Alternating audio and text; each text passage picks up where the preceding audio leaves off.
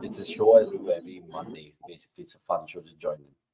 Oh, we are live. It's a Monday podcast. I was just telling one of my friends that honestly, he hasn't watched this before. And if you guys haven't watched this before, what are you guys waiting for? Like this video immediately because a Monday Night Live has swimmingly moved on to episode 63. My name's Avnish Hegde, dressed in the WPL red of RCB. And I have the boys who always give their matters in black and white. And as you can see, dressed accordingly, Akshay Kumar Swami in the black corner. And in the white corner, as ever, is Nikhil Popa. Boys, how's your weekend? Let's start there as always. Akshay, you first. I'm trying to think. It was actually pretty cool. I went about 100 kilometers from Bangalore. My dad recently built a farmhouse, so it was the housewarming ceremony of that. So it was a nice little break from the city, from the monotonous nature of city life and all of it. So it was nice little break. Enjoyed some good weather. Just a typical village life. Been a while since I'd experienced some of it. So all in all, yeah, pretty good weekend. Played any village cricket? Nope, I was busy dancing with my niece, and this time without any alcohol, so that's saying something. Yeah, I mean, sometimes you take the alcohol to get the inhibitions off, but you don't need that when you have to shake a leg. Have you been shaking a leg or two, Nikhil, this weekend, or has it just been yet another weekend of just cricket for you? Yeah, man, too much cricket, but nothing like too much cricket. Always happy to start the day with 500 leagues going around the world. Difficult to keep track of, but that's what we live for. So no problems on that count. Yeah, looking forward to another important week for India because a lot of noise last week.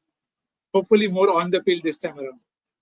Be honest with me, with the man of your stature watching so much cricket, how many devices do you have on at home? Do you have the TV, the iPad, the laptop, and the phone? Has there ever been a situation like that? Good. The wife just went out of the room there. So only 4 to 5. Two phones, an iPad, a TV, and a spare laptop. So be it. So yeah, I try and avoid screen time when I'm not watching a game. But thanks to cricket, sometimes it's too much. But yeah, we'll take it as it comes. No, I was doing that similarly this afternoon, actually, with the Australian Open on, because I saw my beloved Gail Monfils crash out. But it's going to be a riveting afternoon tomorrow. If you guys know, you know, Alcaraz versus Djokovic. And get your comments in about anything, which is, of course, the week that is gone by, the week you want to talk about. And Monday Night Live is just an episode where you literally have a chance to say your things. So look, get on with us, because today, like Nikhil's saying Sorry, right now, you're going. nothing on the United front. Sorry. I mean, honestly, there'll be days of highs and lows. 13th is Santosh Udupa points out, and catch him to be a Liverpool fan who pulled off 2 late goals to win there and keep their rate at the top of the table. But look, football chat was actually needed in the last 2 weeks, but not now. I don't want to talk about a 3-1 drubbing by Brighton at home. But what we can tell you in this episode 63 is that we're going to dissect this India squad, which has been picked over the weekend, the Champions Trophy one. Won't be going to Pakistan. They'll be going to Dubai. And of course, it's a small tournament, and it makes you think, what are the pros? What are the cons that Rohit Sharma and Ajit Agarkar have dished out? Lots of new comments coming through and new names as well. Robin, if you're new, goes on to say, hey guys, subscribe immediately. Pavan Suresh, I can see you in the chat. And I can also see Daniel M, who has something to say about RCB. Remember, speaking of IPL and all the other cricket chat, that'll be in the best of the rest. But the main chat today would be, of course, looking ahead to that India-England T20 International Series as well. Pavan Suresh, we will talk about Nigeria's women stunning the New Zealanders and the White Ferns. They're the Under-19 World Cups on. Lots more in this podcast, like I said, in the best of the rest. But, guys, let's address the elephant in the room. The newsiest of the news this week has been coming out of the Wankhede, funnily enough. Not the whole ceremony, but the fact they picked the squad, Akshay. On first thoughts, when we have the squad, does it give you an impression that it's a winning squad? I don't think there's ever been a time, when you've looked at an Indian squad and not felt confident. It always is, given the kind of names on offer and given the kind of names that usually get picked. When you see the likes of Kohli, Rohit, irrespective of their current form, and add the likes of Shubman Gill, Shreyas Iyer, KL Rahul, Rishabh Pant, Bumrah, like this is too good a player. All of them, I'm talking about all of them here, to not feel confident of. So once again, like always, I would say it's a very good side. There are no two questions about it. But yeah, I do think they could have been slightly better in constructing the overall squad, in terms of backup options and the kind of pace attack they've gone ahead with. So we will be dissecting it in due course. But all in all, I'd say a very solid group of players. everyone's immediately saying India Australia final next. I don't know how much you tilt with that, because I know you always have your heart with South Africa at times.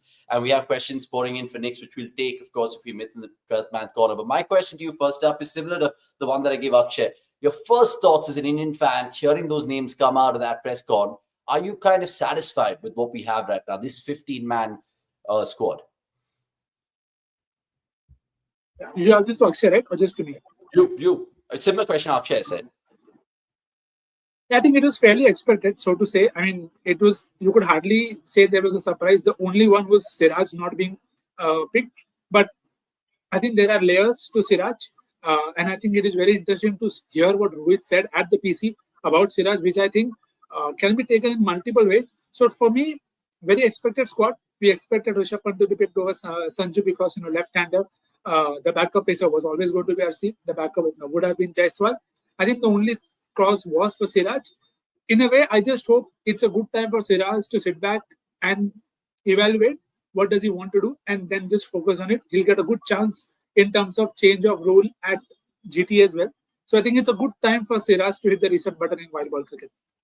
Yeah, I want to know if that falls in the pro bucket or the con bucket for you all personally as well. And that's where we'll just spend our time in the next 10 minutes, just picking the bones out of it. Remember, all you guys just joining us right now, I know it's Monday. You guys might have been coming back home. If you guys are listening on Spotify, great, later on in the week. But we know we have a loyal following here, and jump onto the bandwagon. Remember, you have your say, and say it right now. What do you guys feel about the Champions Trophy squad? Do you agree with some of the selections? Do you think Pant is a certainty in ODI cricket? Do you feel bad for Sanju Samson? Your time is right now. Few people having their say in the comments, Akshay, which I'll just read out right now. They've already named the 11 in the graphic posted by the BCCI, many people feel.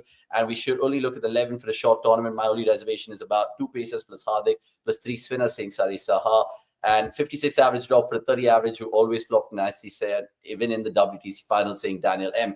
If you can read between the lines, you can. So let's move on to the pros then. And I'll ask the producer to just feature those names, because if you look at the batters, it was the usual candidates. All those 2023 ODI World Cup finalists. You have the captain himself there. Shubman Gill is vice captain, who he did, of course, deputize in Sri Lanka. Jaiswal is a backup opener. It doesn't sit well with me, even though I love Jaiswal to bits. It goes back to that theory of mixing formats, and I don't think that works.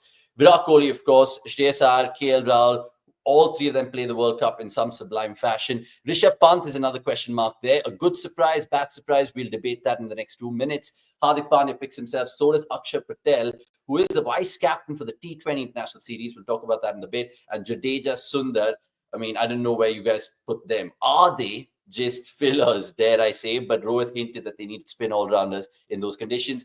Kuldeep, Bumrah, Shami, and Arshdeep. I mean, it just makes you think also about few exclusions.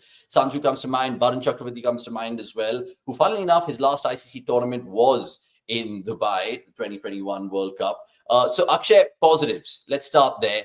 Do you think we are going to bank on experience in this tournament? Because we made the last 2 finals of each, won 1 and lost 1.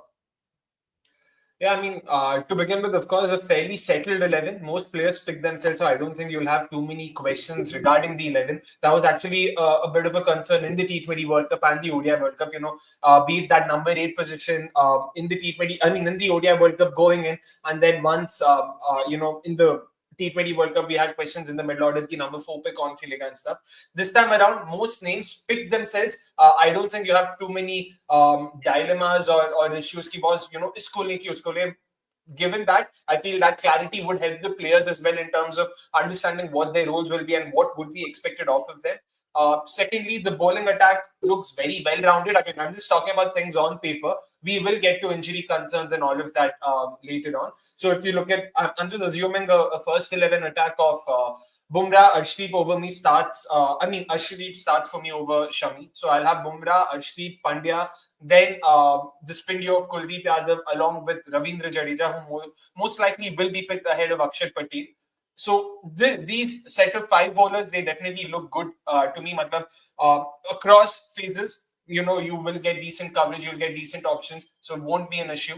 But when it comes to cons with this 11, firstly, pace attack, Bumrah, Shami, Bumrah.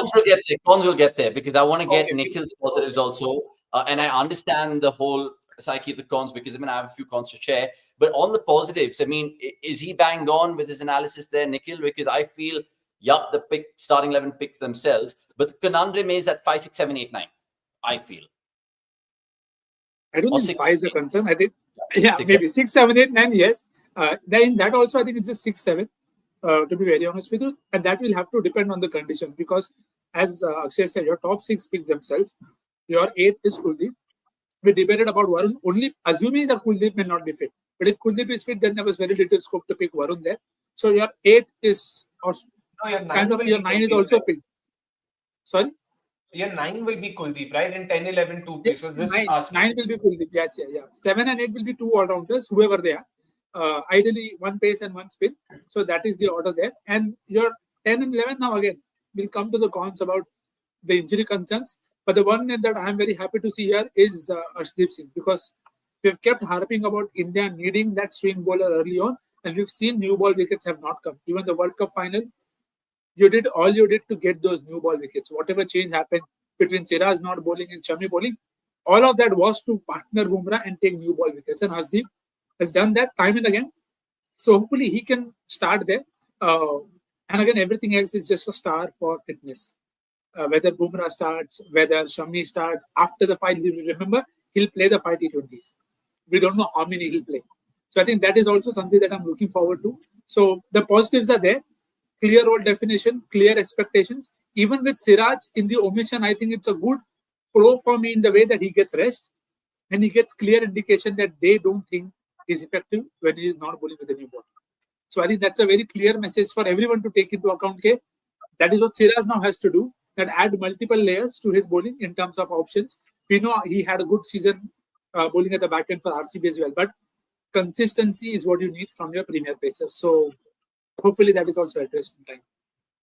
See, I think I'm pretty optimistic generally, but I'm actually thinking India could win this competition. I'll tell you why. Because if you look at even the composition of that 2023 World Cup final that we keep going back to, the batter's actually very good. And we didn't have Hardik Pandya that day. Imagine we have a fit Hardik Pandya throughout the tournament. That will just add balance to the side. We have the pace bowling all-rounder there, even though we feel that maybe pacers might come into the equation even more here.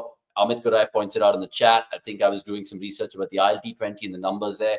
Paces are much more effective in Dubai than the spinners. So I don't know whether Rohit and Agarkar have just traditionally, historically assumed that, it'll be slow and low. Lots more cricket to be played in Dubai in the course of the next month or so with the ILT20 and the business end of the tournament there. So positives for me, India, experience, all top 6 of them are right-handers, but I don't care about that. I think that's the most powerful batting lineup in the tournament.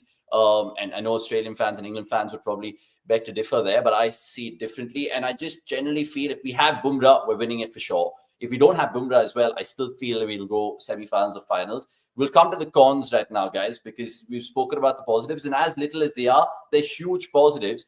And if you're an Indian fan, do not be bemused by it. But cons, straight away, Nikhil, what are you thinking about? Are you thinking about lack of pace bowling all-rounders as one, or backups in case there's an injury in the morning of the game? Yeah, I think injury concerns are the biggest ones. And more than injury concerns, it's just form of people leading into the tournament. Shami is hardly bowled. Again, international level match fitness is he's fit, which is good, but there is still those 5 T20s to go. So he is coming back from an injury. You have Bumrah most likely will not play the first 2 ODIs. He'll most likely play the third one. So that leaves the option open to try Arshdeep, which is good. But what if Shami goes down? Who do you play there? So there, I feel I don't agree with the point of taking Harshit Rana there because again, you've picked him for T20 exploits, great. But if you're going to just see, it's about the process. If you follow the process for others and keep Mukesh and others and Avesh and everybody else in your lineup, and then you suddenly skip them all and bring in Harshit, I think it's a bit unfair. I know you want batting there, but maybe then you have to decide between Akshar and Sundar that who do you really want? Are you sure of conditions? So I think that is a bit of a red flag there. The other con is how do you use Jadeja and Sundar?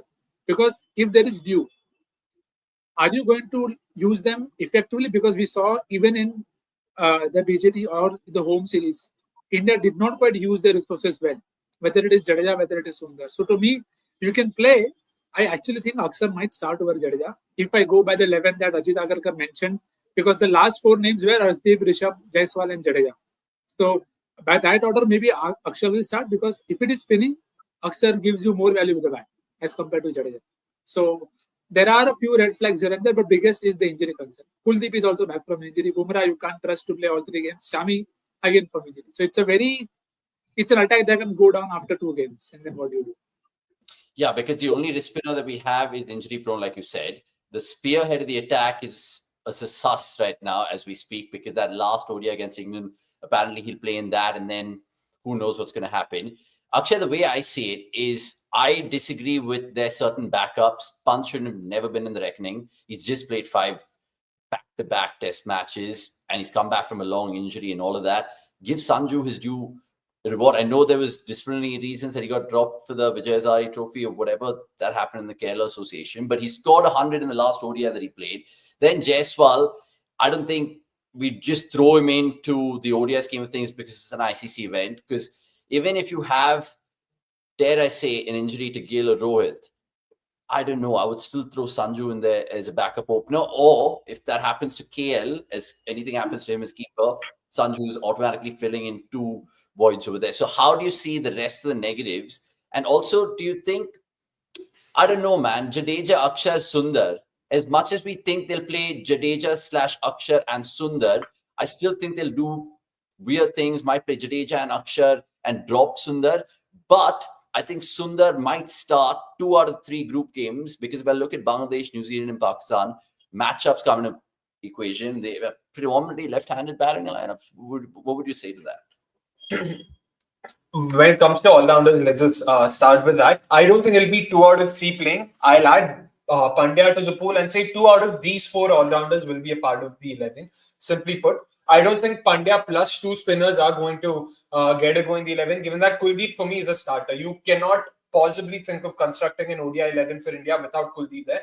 He's arguably India's best wicket taker after Bumrah. So I would have him hands down. So once Kuldeep's once Kuldeep is already in the 11, you don't need 2 more spinners, or rather, you cannot afford to have 2 more spinners, because you also want to get that flexibility and balance that Pandya brings in. So you'd want to play Pandya at 7, which means number 7 is fixed, number 9 is fixed. That leaves you with number 8. They can go with Akshar, Jadeja, or Washi. Sorry, who's your 6 then? Who's your 6 then? So I'll tell you what is the 11 that I've gone ahead with. Shubman, Rohit, Kohli. Number 4, Pant. Number 5 is Iyer. Number 6 is Rahul. I've gone with this. Oh, you throw Pant in, you cheeky lad. Why are you dropping this bombshell right now? अरे अभी तो बात कर रहे हैं ना 11 और ये सब का, तो अभी मैं बोल रहा हूँ this is what I'm going with. This according to me gives them a lot more flexibility and importantly gives them a lot more batting depth. Again, I'll be honest, like I've always admitted to, there are a few sort of, I won't say parameters, but a few characteristics I'm extremely inclined towards. Batting depth is one, having good enough options is another. So with this, Kuldeep at number 9 is something I can live with. I don't think Kuldeep at number 8 is a possible choice for Team India, and I think I would need someone like a Rahul at number 6. Say what you may about the ODI final knock, I still think he has a lot to offer over there. And Pant at number 4 also gives a bit of that left-hander option. I don't want to get into cliches like X Factor and all. हम सबको पता है कि वो है, but I'm not banking too much on that. But I think he'll be a value add over there. And now coming to this 11, the downside with an 11 like this, of course, will be what Amit mentioned. 5 bowling options, okay, 17, 9, 10, 11. That means none of the top 6 batters will be able to offer value with the ball. But the problem is, for example, let's say none of them bowl at all. I mean, Kohli sure, but none of them bowl. That's what, none of the top 6 will be able to bowl or offer value with the ball. But my point is, Rahul and Akshar as a duo will add more value. Or Pant and Akshar as a duo will add more value than, say, Jadeja and Akshar. This is my thinking. Feel free to agree. I mean, we're more than happy to disagree with it, but this is how I think I would construct my 11. Now, when it comes to the squad and my issues with it, something we've discussed off there, pacers, they should have gone with at least another pace option. Bumrah and Shami both together at this point in time, I'm not sure if that's the greatest of ideas. Also, they clearly seem to be backing on Dubai being a slightly more slower and sluggish surface. This is something I mentioned last week as well. I'm not sure if it was during the T20 Live. This is the first time in over 10 years that an ODI is going to be played in this time of the year, in Feb. So there's a huge difference.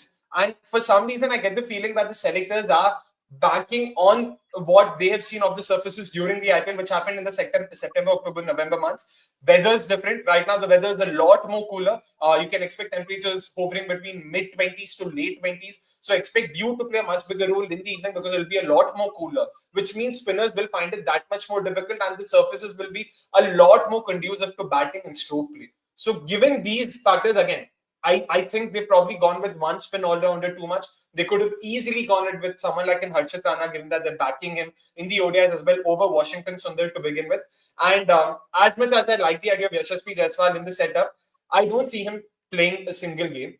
So again, I look at it this way: given this opening line, this set of openers and this middle order, Shubman and Rohit Sharma vice captain and captain respectively. Given that, then irrespective of they score 3 ducks or 4 ducks, they're playing each of the games in the tournament. मतलब जायसवाल को मौका तभी मिलेगा जब ये लोग इंजर हो जाए, नहीं तो नहीं मिल रहा.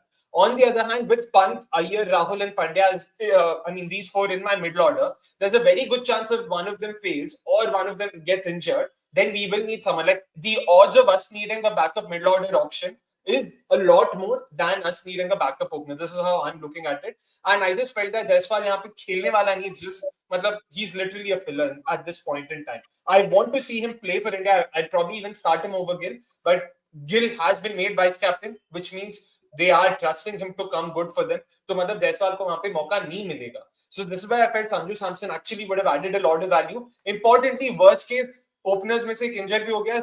Sanju Samson has the technique to adapt to playing the role of an opener. And worst case injure हो भी जाता कोई, तो हम लोग मतलब we can always replace them with someone outside the squad. So I just felt going with the backup opener was probably a tad bit unnecessary. I get where they're coming from. They probably want to have Jaiswal within the setup and all of it, which is great.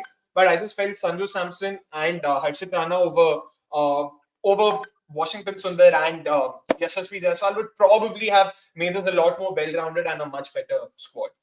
Man, I don't see the Pant playing at all. It's not like I disagree with your left field call. I just feel it's too high risk and not even high reward. It's almost like you haven't kind of got the conviction of Pant in an ODI. And I feel it's neither here, neither there for him. At least Test match cricket, he's proven himself because various factors. Could be the field being up when he's initially batting in his first 5-10 overs. But then sometimes you feel like, I don't know whether you throw him back in, especially break that top 6 that we saw in that World Cup. Also, if an injury happens during the game, who fills in that void with Pant being your thing? So I would still expect, so say Pant, you're saying Pant will give me more than a Jadeja, right?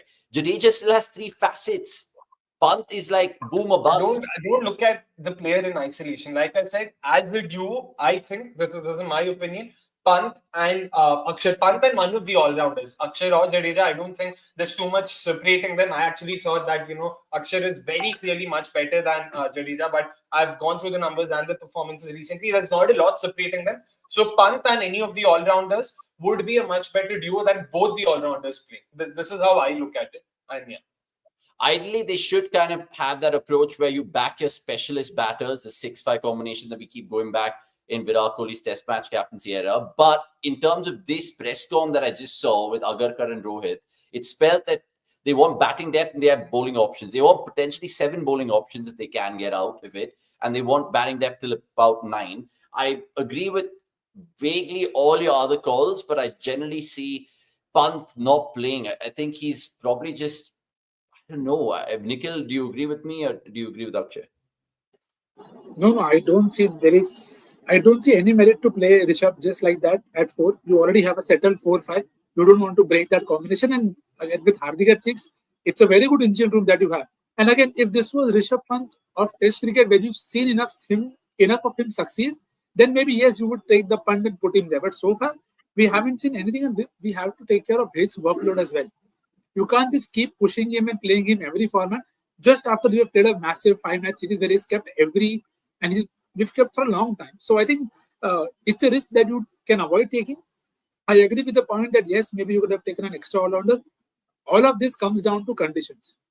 Have they read the conditions or have they had any intel on what the conditions are likely to be? If they are going to be tired pitches and then again, maybe Sundar and Jadeja prove to be economical and they create enough chances for the others to take wickets, or it is team friendly and we keep missing one bowler every game. So it could go either ways, but I think they are happy to take the risk at the expense of getting a bit more batting. So I think I would play the six that India played in the World Cup. Hardik at six, 7, 8 में the three all rounders में से कोई भी दो, and your 9, 10, 11 is Kuldeep and two pacers. Yeah, I mean, generally, I think when they were looking at it from that press conference, sitting here back in India, they might be thinking, historically, it's always going to be low and slow there. But Akshay mentioned that three-letter word, which happens in Dubai, not sex, it's due, of course. And that'll come into play because ultimately, you talk about pacers and you look at vaguely all the competitions, white ball competitions that's happening in Dubai. The pacers are very underrated in that. Quickly, before I get back to the boys, let me just take some comments because you guys have been having your say. Always good to see everyone. Quickly like this video, guys. It just takes a second. Newlax with Vasan saying, for me, his 11 goes on like this. Rohit, Gill, Kohli, Washi, Iyer, KL, Hardik, Akshar, Kuldeep, Bumrah, Shami. Based on the press conference. Thoughts, Washi used batters, also a left-hand player and can bowl spin in the top six. Avnish, please take this. I did take this. It comes down to what you're trying to do with Washi in that middle just to break up the monotony of the right-handers. And I agree that they could do that. Ayush Kumar saying, I mean, I would differ with the general opinion. Pant in ODIs has played a good few knocks in South Africa, century in England, 77-40 in Pune, etc., etc. But look at the volumes of games he's played. A Pant kind of player, you expect to give him a little bit more. Out of the 70 ODI games he has, I'm guessing 10 of them should be match-winning, yeah? With Pant. I mean, just putting a number out there, 1 out of 7 games, I'm guessing, because we go by that logic with, say, Gale or Maxwell in the IPL as well. Kanan B, good evening to you. It looks like Gambhir Rohit is mostly not on the same page in terms of players they want in the squad. Isn't it concerning in terms of working in a partnership? We'll delve into that later, but it's a good question that you ask. There was one more from Daniel M, who had a very good point.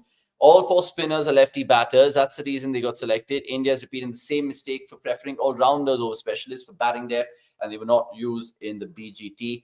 Again, valid observations. Considering Shami's return after injury, saying freaking awesome, and Bumrah's recovery, they should have gone with one more pacer for the Champions Trophy. They should keep 2 to the players in the reserves too. I think that'll obviously be the case. Freaking awesome. I think Harshit Rana will be penciled in as the reserves, maybe / net bowlers, and then, of course, you can pick and choose. Ral Singh asking us, Akshay, will Gill lead in the 2027 World Cup, or is it just Mumbai lobby once Rohit has clear way with no captaincy candidate in the future? I mean, Gill, I think generally, if you asked us 1 year ago, maybe even 8 months ago, is he the poster boy of India cricket looking forward? I would say yes. Would he lead in the 2027 World Cup? If he has a string of good scores in ODIs, which is going to be 12 ODIs, I'm guessing, in the next year, then maybe. This is what Agarkar had to say, because many people were quick to say, oh, is this the future now that we can envisage as Indian fans? Will Gill be getting the baton from Rohit?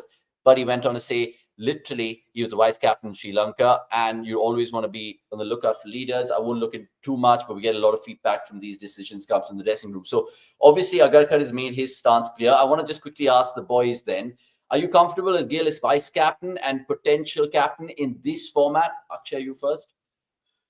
Yeah, I mean, they have been grooming him as the leader to come. So, given that, I don't see why he shouldn't be, made vice captain once again and continued with.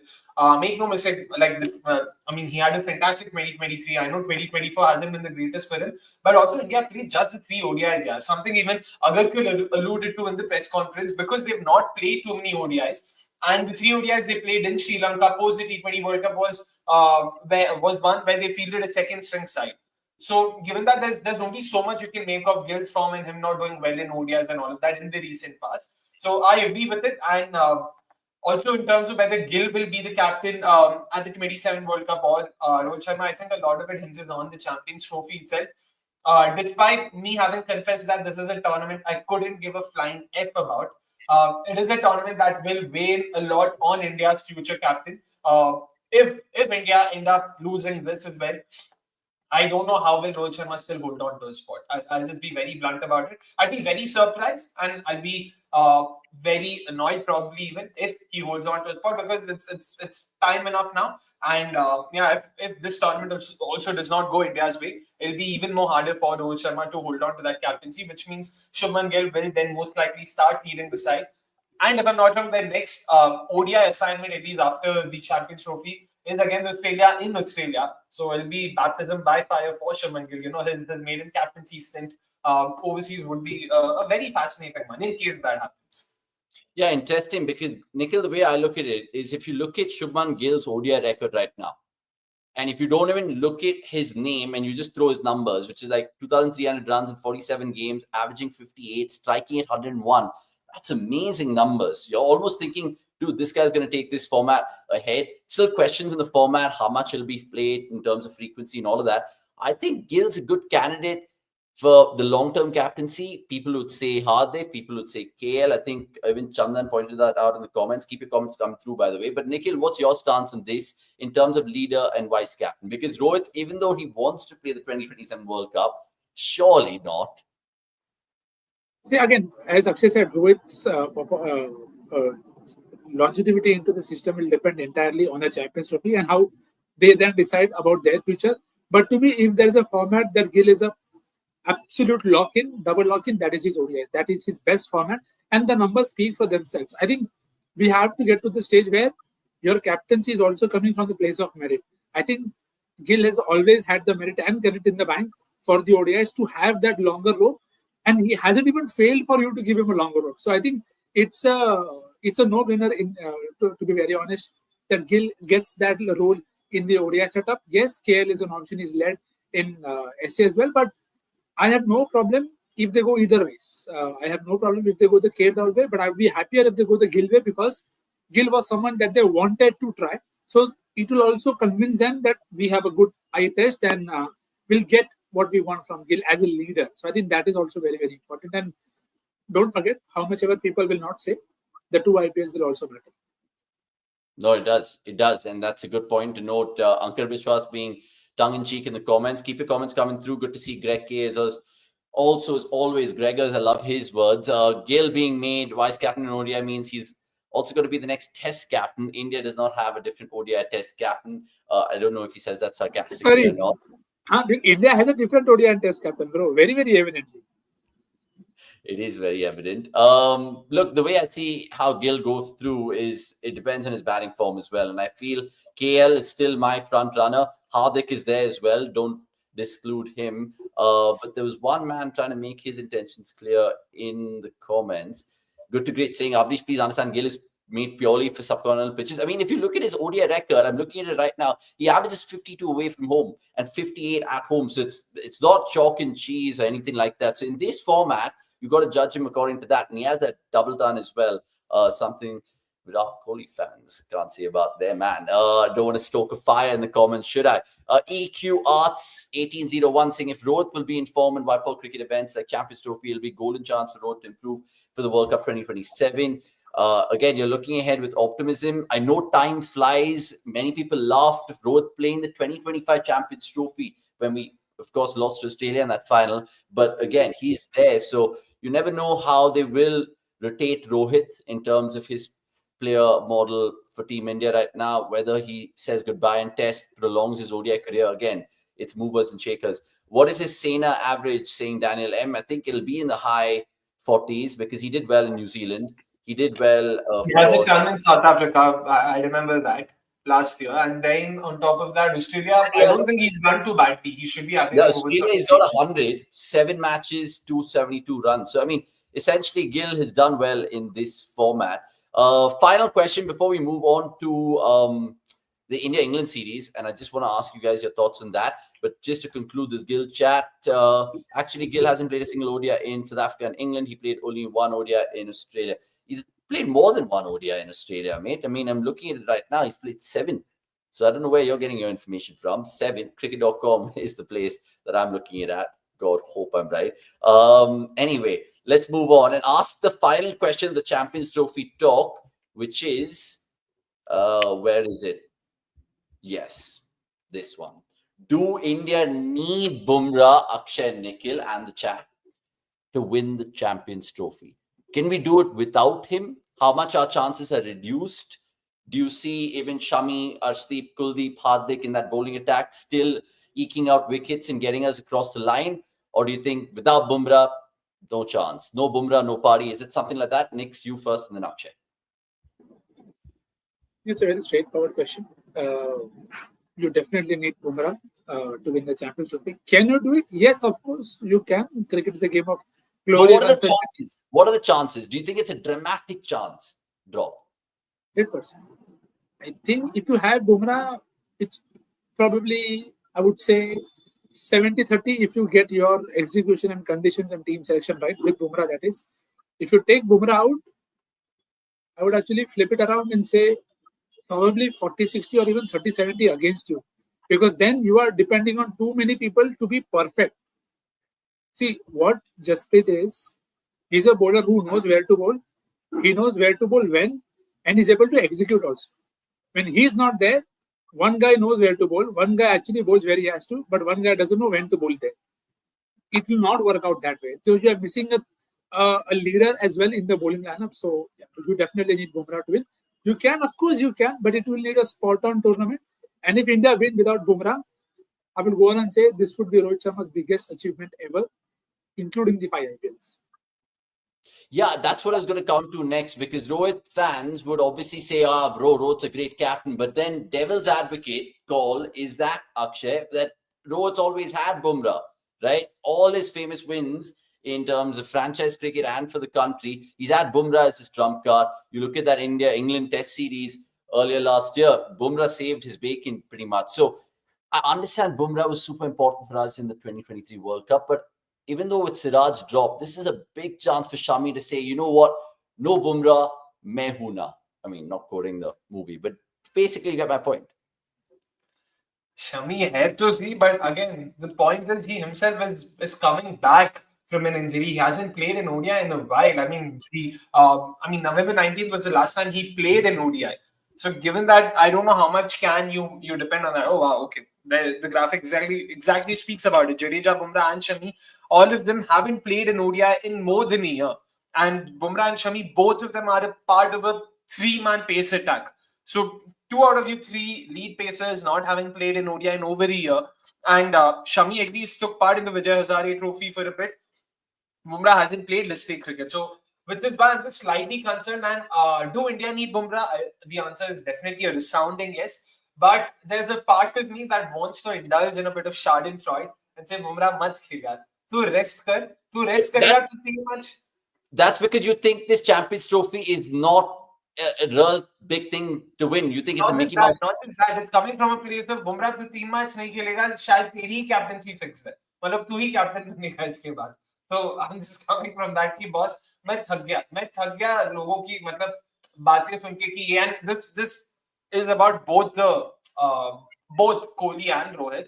I'm just tired of Bumrah having to do all the hard work. It's pretty much been that. The T20 World Cup, make no mistake, was Bumrah, just Bumrah. So I really hope that, again, this is just the extremely banal, ardent fan of Bumrah probably just speaking what I have in mind. Oh wow, okay, thank you so much. But that's it. Or else, yeah, like I said, it's a resounding. I just don't know how will India be able to win without Bumrah, because like Nikhil Bhai said, it's not just Bumrah's bowling that they'll miss. Even Bumrah on his off days is the leader of the attack. He understands how surfaces work. The crucial the other crucial part is him, relaying information to the rest of the bowlers, making them understand कि boss ये काम कर रहा है, ये काम नहीं कर रहा है, ये batter ऐसे खेल रहा है. This guy is actually, twisting his bat this way. Probably these lengths work. That part of the surface. We've heard so much about him even from others. You know what, this guy is extremely smart. He knows the shit and he understands very quickly. It's not just the execution that you'll miss, it's that hand over others' head or heads that you'll miss. So I don't know how will Shami, Arshdeep, all of them by themselves be able to perform to the same level if Bumrah isn't available. That's how I look at it. Chandan Ramay also going to say, I agree with Akshay. I would rather see Bumrah in the England series than in the Champions Trophy. Look, I mean, ultimately, you're putting your nation first. And you look at someone like Pat Cummins. He doesn't choose to miss the Champions Trophy only to play England away. So point is, it's an ICC trophy. So I would see it as equivalent to the T20 World Cup. I mean, I know people would say, oh, bro, how could you compare that? World Cup is a different kettle of fish, I understand. But this is a trophy which probably won't exist after this year. So win the final competition, polish your hands and say thank you very much. With Bumrah, Before going ahead, I'll just, to be clear of how little I care of others, I'll just give you my order. This is just me being shameless at this point in time. ODI World Cup, then there is the IPL. This is my opinion. Then BGT comes, then it's the Pataudi Trophy, the India Tour of England, and then you can add all the random bilaterals and Champions Trophy together. Like that's how little. Like it's a trophy that hasn't been played in over 7 years. That's like आता है जाता है अपनी मर्जी का मालिक है पता नहीं कि कब Wait, See, but if you go down that route, I don't care about WTC. Everybody will have their own set of preferences. So Yeah, then of that course. way, it will not Sorry, be I fair to forgot to even include because WTC. WTC is tied with ODI World Cup. Thanks for reminding me. I forgot. It's tied with ODI. I Dekha, give it so I really love it. he's valuing a random bilateral that happens once every 2 years. Basis two people competing completely different conditions, playing uneven games against uneven opponents, we playing uneven number of test matches. But it still rates at 8 team tournament, which is still at least not played frequently, yes. But that's the personal opinion. अगर ऐसा मैं तो बोलेगा WTC के लिए मत खिलाओ बुमराह को. So again, Personally, of everybody has course. to go by their own. Yeah, exactly. see, yeah, ultimately, I mean, even as a fan, I would kind of disagree with these boys in terms of what's my preference. Akshay might say IPL is his number one tournament to watch. And for many fans, I mean, you could probably ask even a grandmother in the house right now, you can ask the auntie or the child, they would probably say IPL more than the T20 World Cup, which is probably next, then ODI World Cup. No one gives two hoots about the WTC. I still have that test match fan in me. And I genuinely felt that India should have won the first two competitions of it. But again, that's something that India need to get on. Akshay, you want Just to have a one say? thing before we go, probably all like I guess my hate, I don't know if that's the word, contempt or dislike towards Champions Trophy has grown manifold since the recent spate of ads that's been running on TV. The way they've been promoting Champions Trophy, that's probably gotten to me. Just because you're high, that's probably it. But yeah, I'll still stick to it. I'll still stick to it. Lord Bavuma saying CT equals a tin pot tournament. I still brings the yesteryear charm, but the ODIs. I mean, just like how Tri-Series were. You guys might have a different opinion. Pava saying completely disagree with Akshay. At the end, we will always ask how many ICC trophies you have, don't we? I mean, again, that's something that similar fans would throw at always. I mean, Akshay saying hi, Akshay over there. Too many Asim, upsets.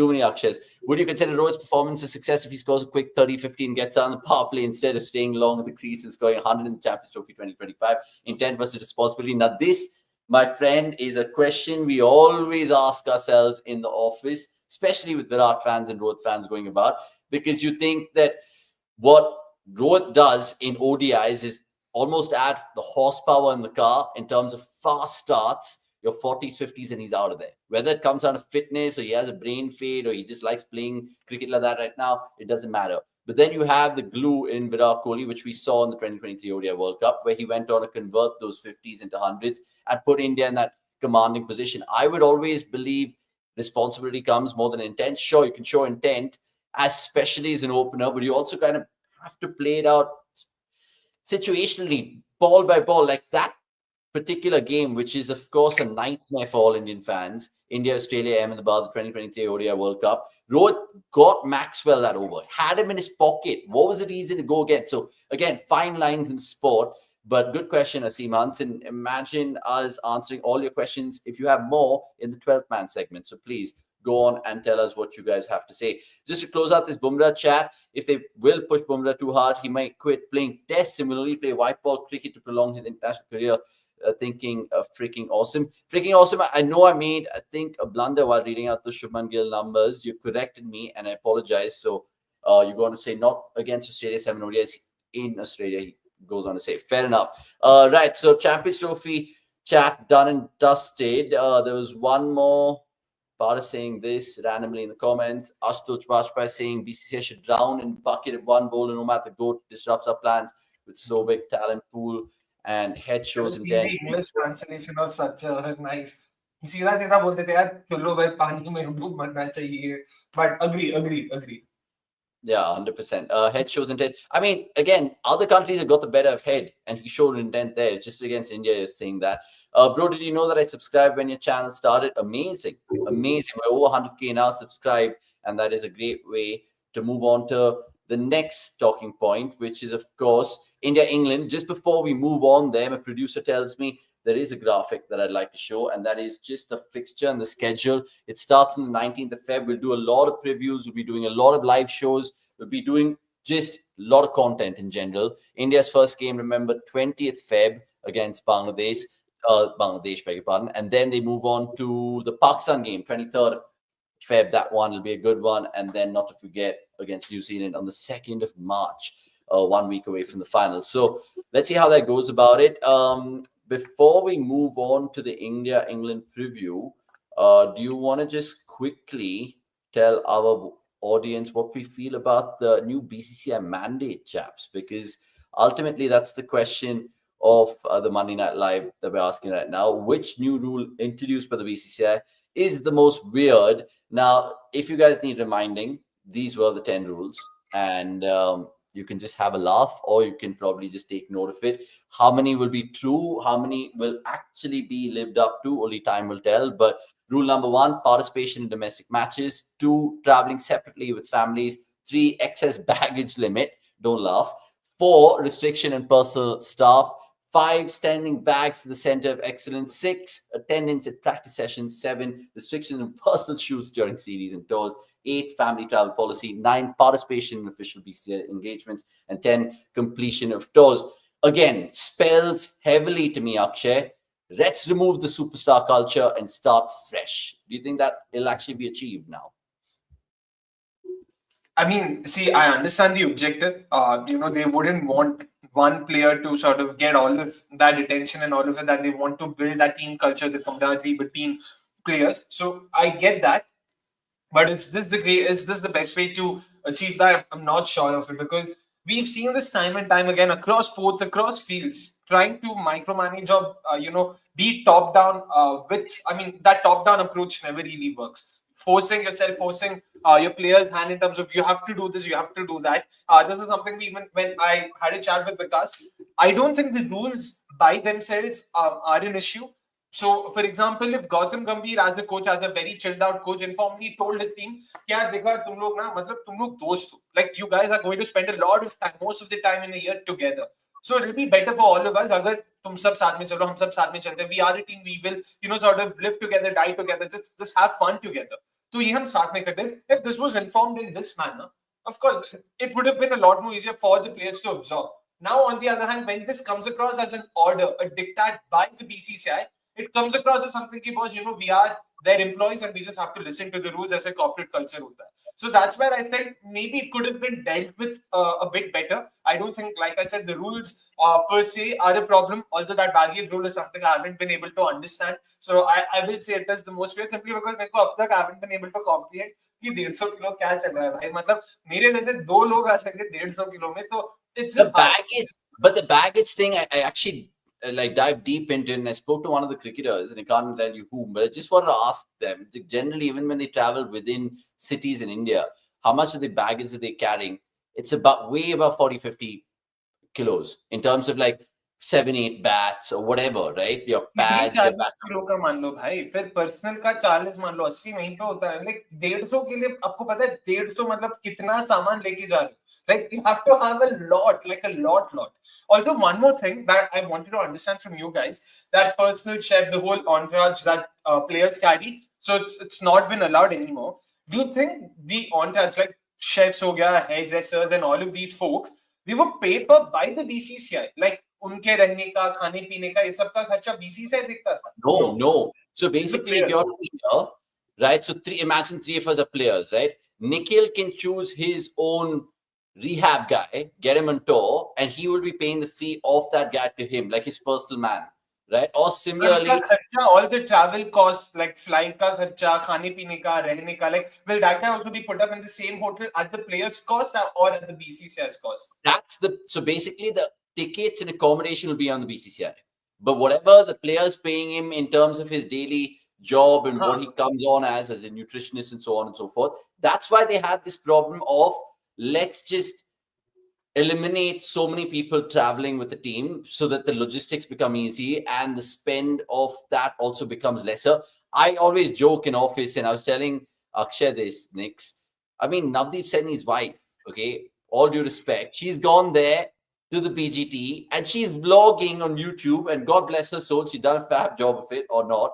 But point is, now are people looking at it like this, be like, dude, then you can just carry a whole entourage. Imagine you're talking about a BGT squad of how many? 18 guys on 21 with net bowlers or whatever, and then your backroom stuff. So 30 essential guys including coaching staff and players, and then their families. So you're talking about hundreds. You can actually have many And weddings. I really thought BCCI wasn't footing the bill for all the wags and all, the whole hog. I thought it was only for the players and the staff. Like, why is it BCCI's prerogative ki player ke wife अच्छे से मतलब उनकी देखभाल हो रही है कि नहीं? Like, who cares? Like, why should BCCI pay for it any which ways? It's families, right? So I'm guessing that's how it just takes precedent. Because ultimately, one big player is doing it, and if he's getting his family on, and when you're talking about players, I'm not necessarily naming your Rohits or your Virats, but even if you look at Ashwin, and I love him to bits, he gets his wife there and he gets his kids there. I'm not sure if all of them and all their stuff is being taken care of, but I'm pretty sure like tickets and accommodation is definitely on BCCI's front. What they do outside that is definitely on them. So I don't know, man. I feel let's see how that really unravels. I generally think it could eliminate that superstar culture. Before I get Nikhil's thoughts on it, just a few guys having their say in the comments.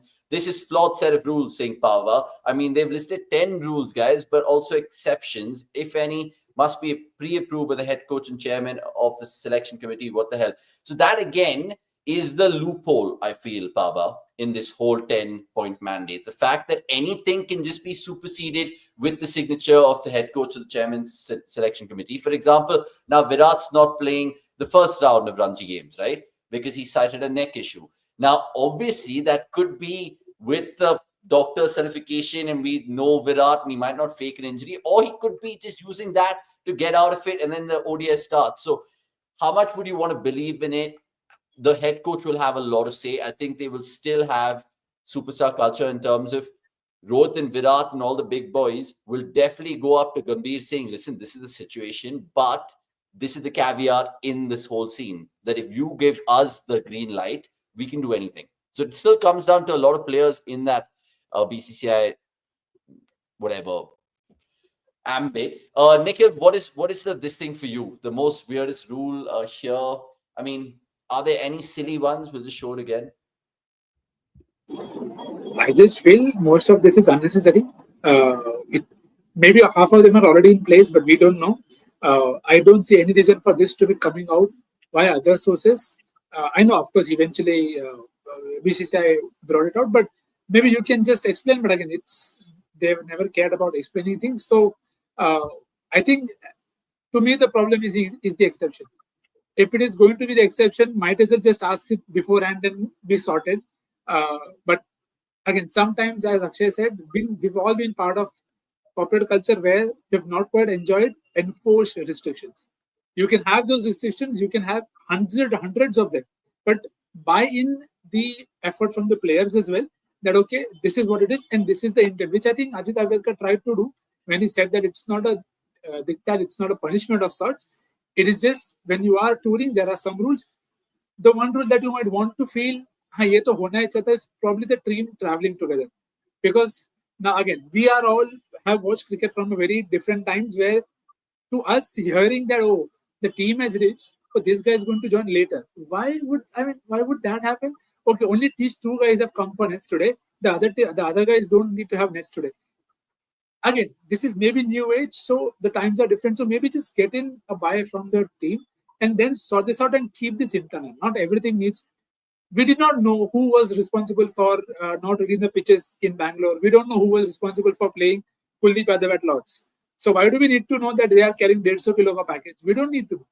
So I think the right kind of messaging could have been done, that we want this, we want the team culture to grow, so we want the team to travel together. Mast hum saath ka mahol leke chalo. But this just adds unnecessary conversation and sources, basically. You and me, all are going to speculate, okay, who will get the permission? God bless you. Who will not get the permission?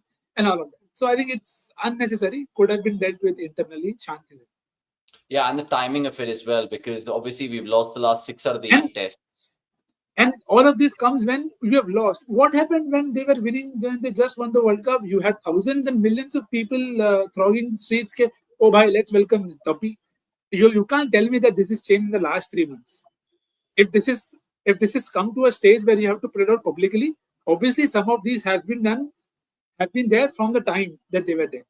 I honestly think at this point in time, I would have loved Ravi Shastri as the head coach, to be very honest with you, and his reaction on these restrictions. Just a fetish, maybe, if you want to call it that.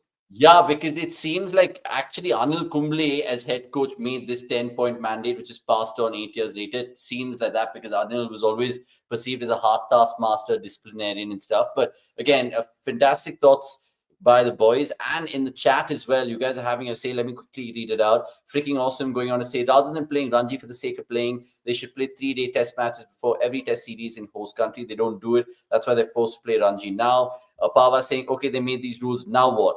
How will the public even know who's following these rules or not? It's basically to show public that they've done some changes. Hilarious as fuck. Ashutosh Bajpayee saying, if superstars wanted cricket to be treated just like a job, every day can't be bring your family to work day. It's a very good point. Mumbai Ranji match will be a star-studded domestic game. 6 Indian players in the Mumbai Test. And I think someone has pointed out that, yeah, Virat has a neck strain and he keeps pointing the similar injury every time he wants to get out of a pickle. The county comes to mind. I think he also changed his meat preference and became vegetarian because he gave this a little glimpse or anecdote in the interview saying, after this, my doctor told me I need to, take it easy after neck injury or whatever. But look, God bless Virat. And if he's genuinely injured, I want to see him play that second round of Ranji game, 30th Jan, just before. He is playing. I think he is playing. Is he confirmed that one? He's been included in the Kapna squad. So yeah. Yeah, I mean the DDCA secretary Ashok Sharma, of course, not Anushka's relative by any chance. I was looking at Twitter and I was just like, guys, anyone will connect anything. Twitter's, oh my god, I felt so sad. Even off cricket topic, just for a chat, the whole Saif Ali Khan. I mean, God bless him, but like people in our country just don't know where to draw the line. Like unbelievable. Anyway. Let's move on. Nick Hill, not everyone can be Shastri who parties and wakes up to score 200, saying Ashutosh Bajpayee. That's why Shastri was such a good lad as a cheerleader. The point is not about Shastri, Ravi Shastri as a coach who dismantled rules. As a guy who could get the team together.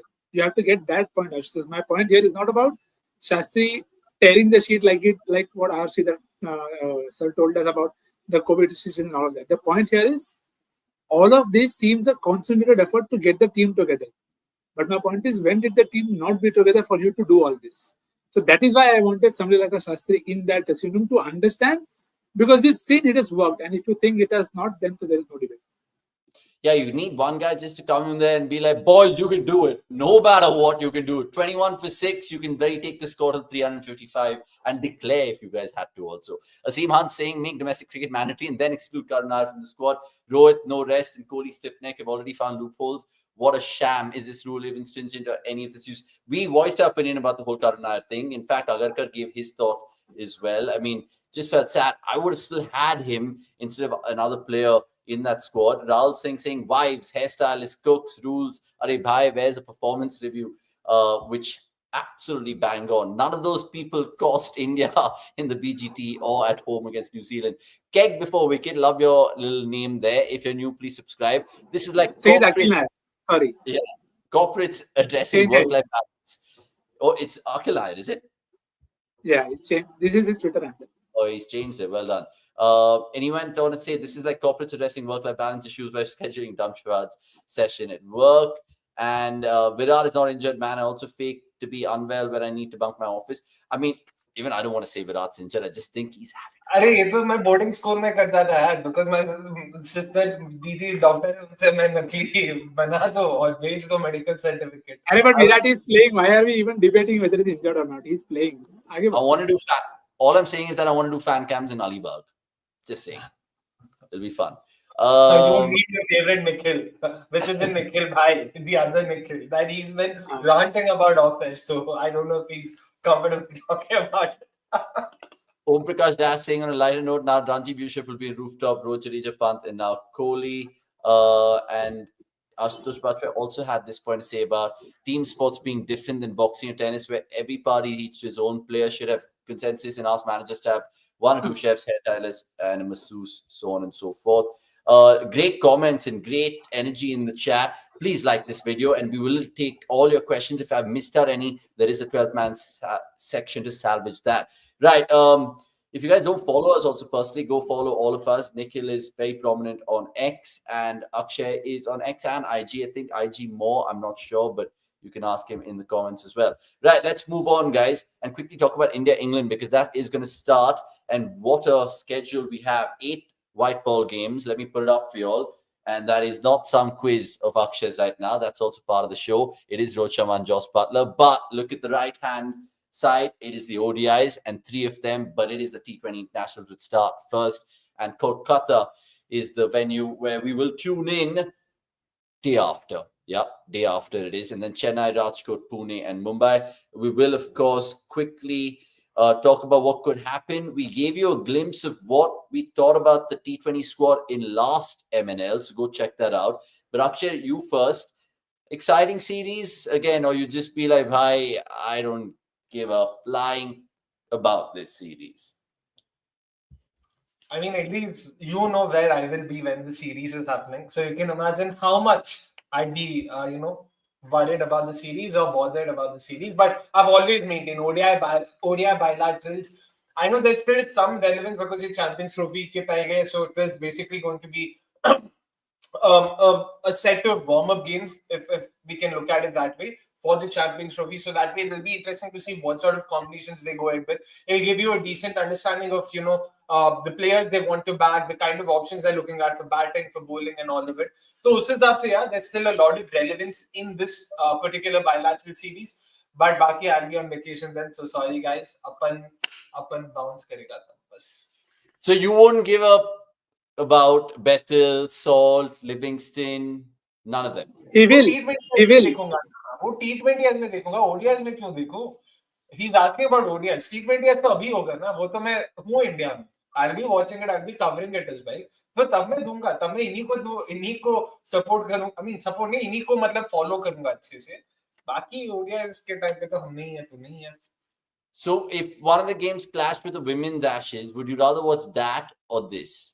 That women's Ashes, no questions asked. And that is despite the series being done. Well, the series is done today, or still have won the Ashes. Agreed. By the way, women's Ashes, is Lauren Bell part of the squad there as well? Yeah. Dropped the Yeah, catch. she took wickets today. Yeah, took Georgia Wall's wicket next to Quality. Anyway, Akshay won't watch ODIs. Oh man, Livingston flopping in SC20 League. And I think, Superhero Rise is going to say if Gill is still vice captain, he's still playing all matches. We spoke about that. Sorry, we'll come back to the 12th man segment. And Om Prakash Das, please don't flood the comments. We will take this as well for sure. You made your point. You've had your space. We'll get back to you for sure. Nikhil, India, England, 5 T20 internationals. We don't have to worry about this format because the World Cup is next year. And India have been fantastic in this last year. I look at the numbers, 24 T20 internationals we won out of 26. They've got that settled sort of batting lineup right now. When you look at the last series in South Africa, there's a clear pattern. We can probably even second guess 11s right now. So do you think India actually start favourites in this? Or would you be like, no, hold on. This is Baz McCullum's debut in white ball. So we can tread carefully here. Yeah, I think it's a series that I'm generally looking forward to, because very rarely do you have a 5-match series where there is so much tactics that you can observe. And of course, maybe there may be little at stake, but there are a lot of performances, because see, eventually you have to remember there are a lot of franchises cricket going around. So every game is important for every other player from every lens that you want to put it that way. It's important for somebody like a Sanju to continue to perform. Somebody like a Tilak will want to ensure that he keeps getting the scores. Then Nitish Kumar Reddy, we've all been speaking about how much he can use as a bowler. All of that will be in play against the side that in the past loved to play freely. India are doing what England used to do. So it will be very, very much fun to see how England respond to this. So to me, I'm looking forward to that battle. Looking to see if England throw in a few more surprises. How does Phil Salt go at top? How do India bowl him? Do India go with a spinner early?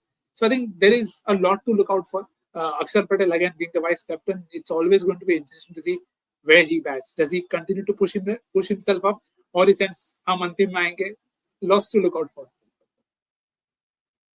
Shabazz, you've done the ritual. Very proud of you. First of 2025. Damn it.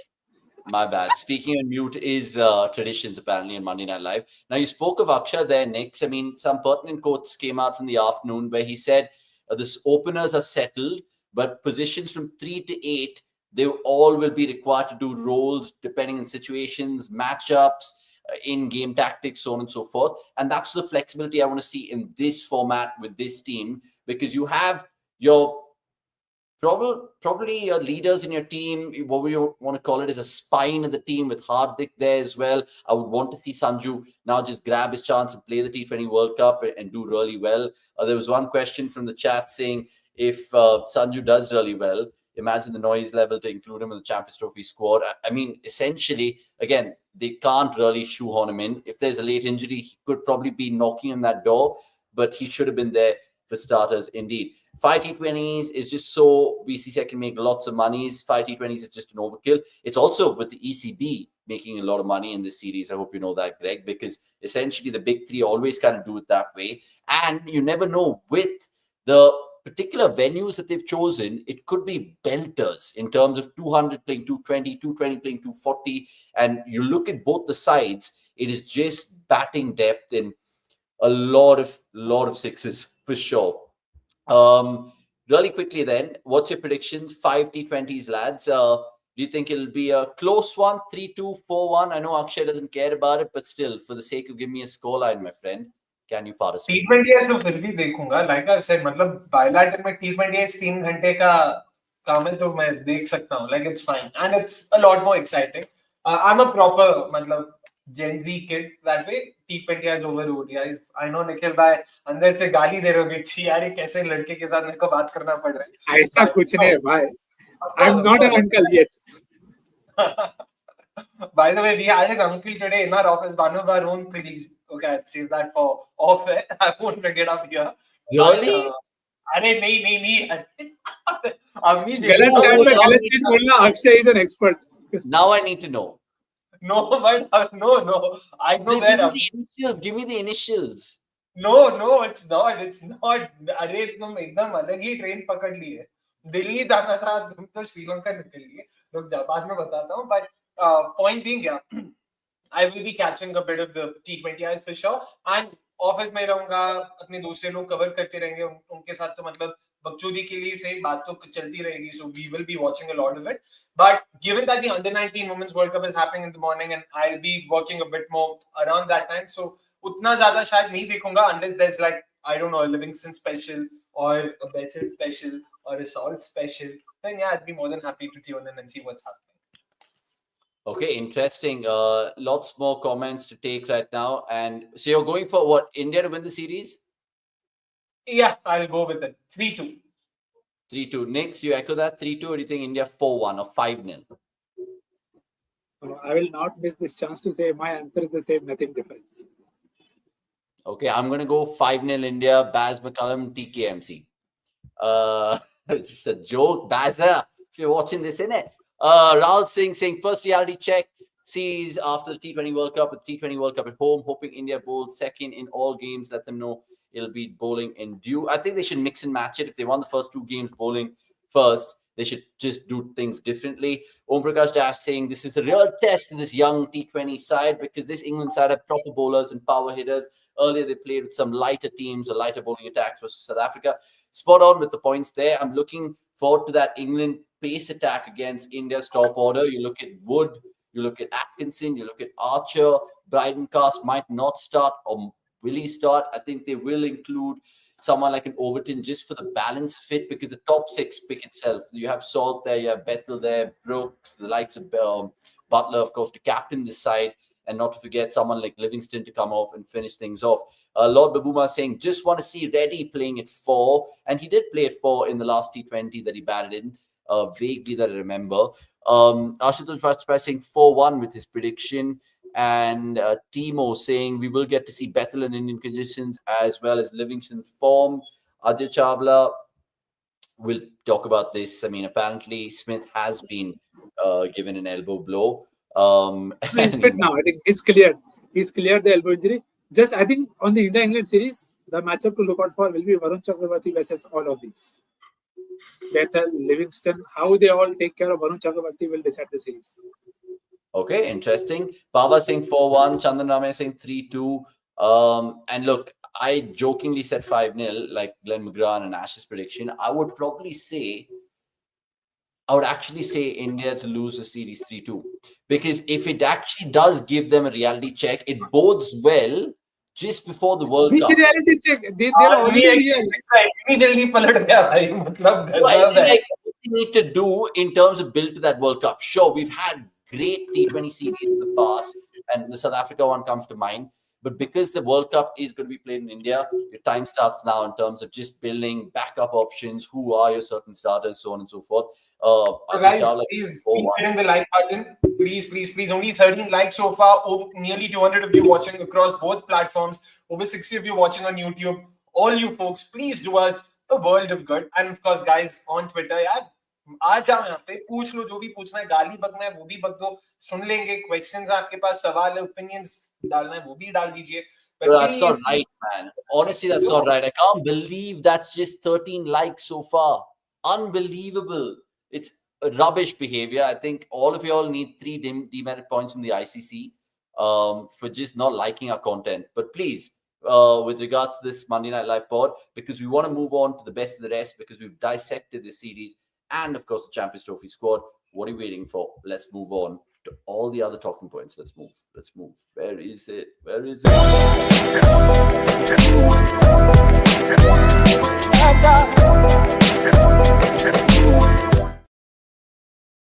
I'm still shaking my head. I couldn't believe I couldn't find that. Look, let's talk about other things going on in the cricket world right now. We love kind of this segment as well because ultimately it gives us a chance to have opinion about various other talking points in the game. Now, Pakistan, Sri Lanka, not Sri Lanka, West Indies, they were, of course, demolished. And it was yet again that Sajid Khan, the bald spinner from Pakistan, playing straight, doing things beautifully on those dying pitches in Multan again, coming to the party. Did you guys see even a single ball? Are we allowed to see a single ball? No, right? it's still that same what's the name Tamasha Tamasha. It's not on fan code? Fan code pe hai. It's there on Go ahead. What is that? Oh, lovely. Fan code, man. Love fan code. Brilliant. Obviously.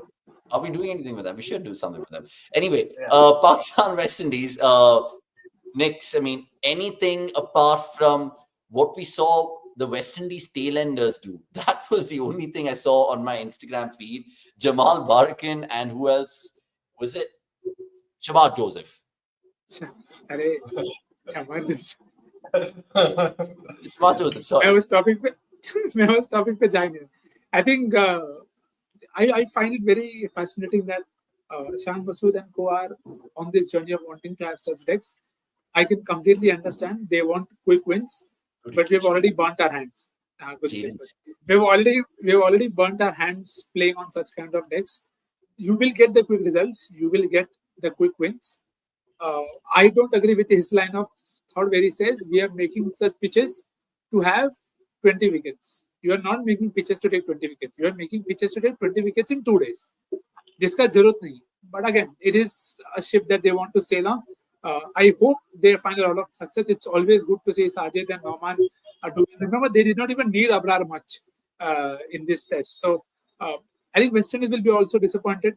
They had them in trouble in the very first innings, but then you had Saud, Shakil and Rizwan probably sealing the game with that partnership. So I think it makes batting a lot more lottery. But again, it's a conversation that we've had. Enough for India lens. Let's see how Pakistan do, because you have to remember Pakistan in the next cycle, they play South Africa, New Zealand and another team at home. They could give them one sense and they travel to Bangladesh and another 2 nations. So it could be their chance, and that's what they want to do. They want to reach the WTC final 2027. But if you reach there playing on decks like these and then you get a good batting deck, good luck trying to get batters in form then.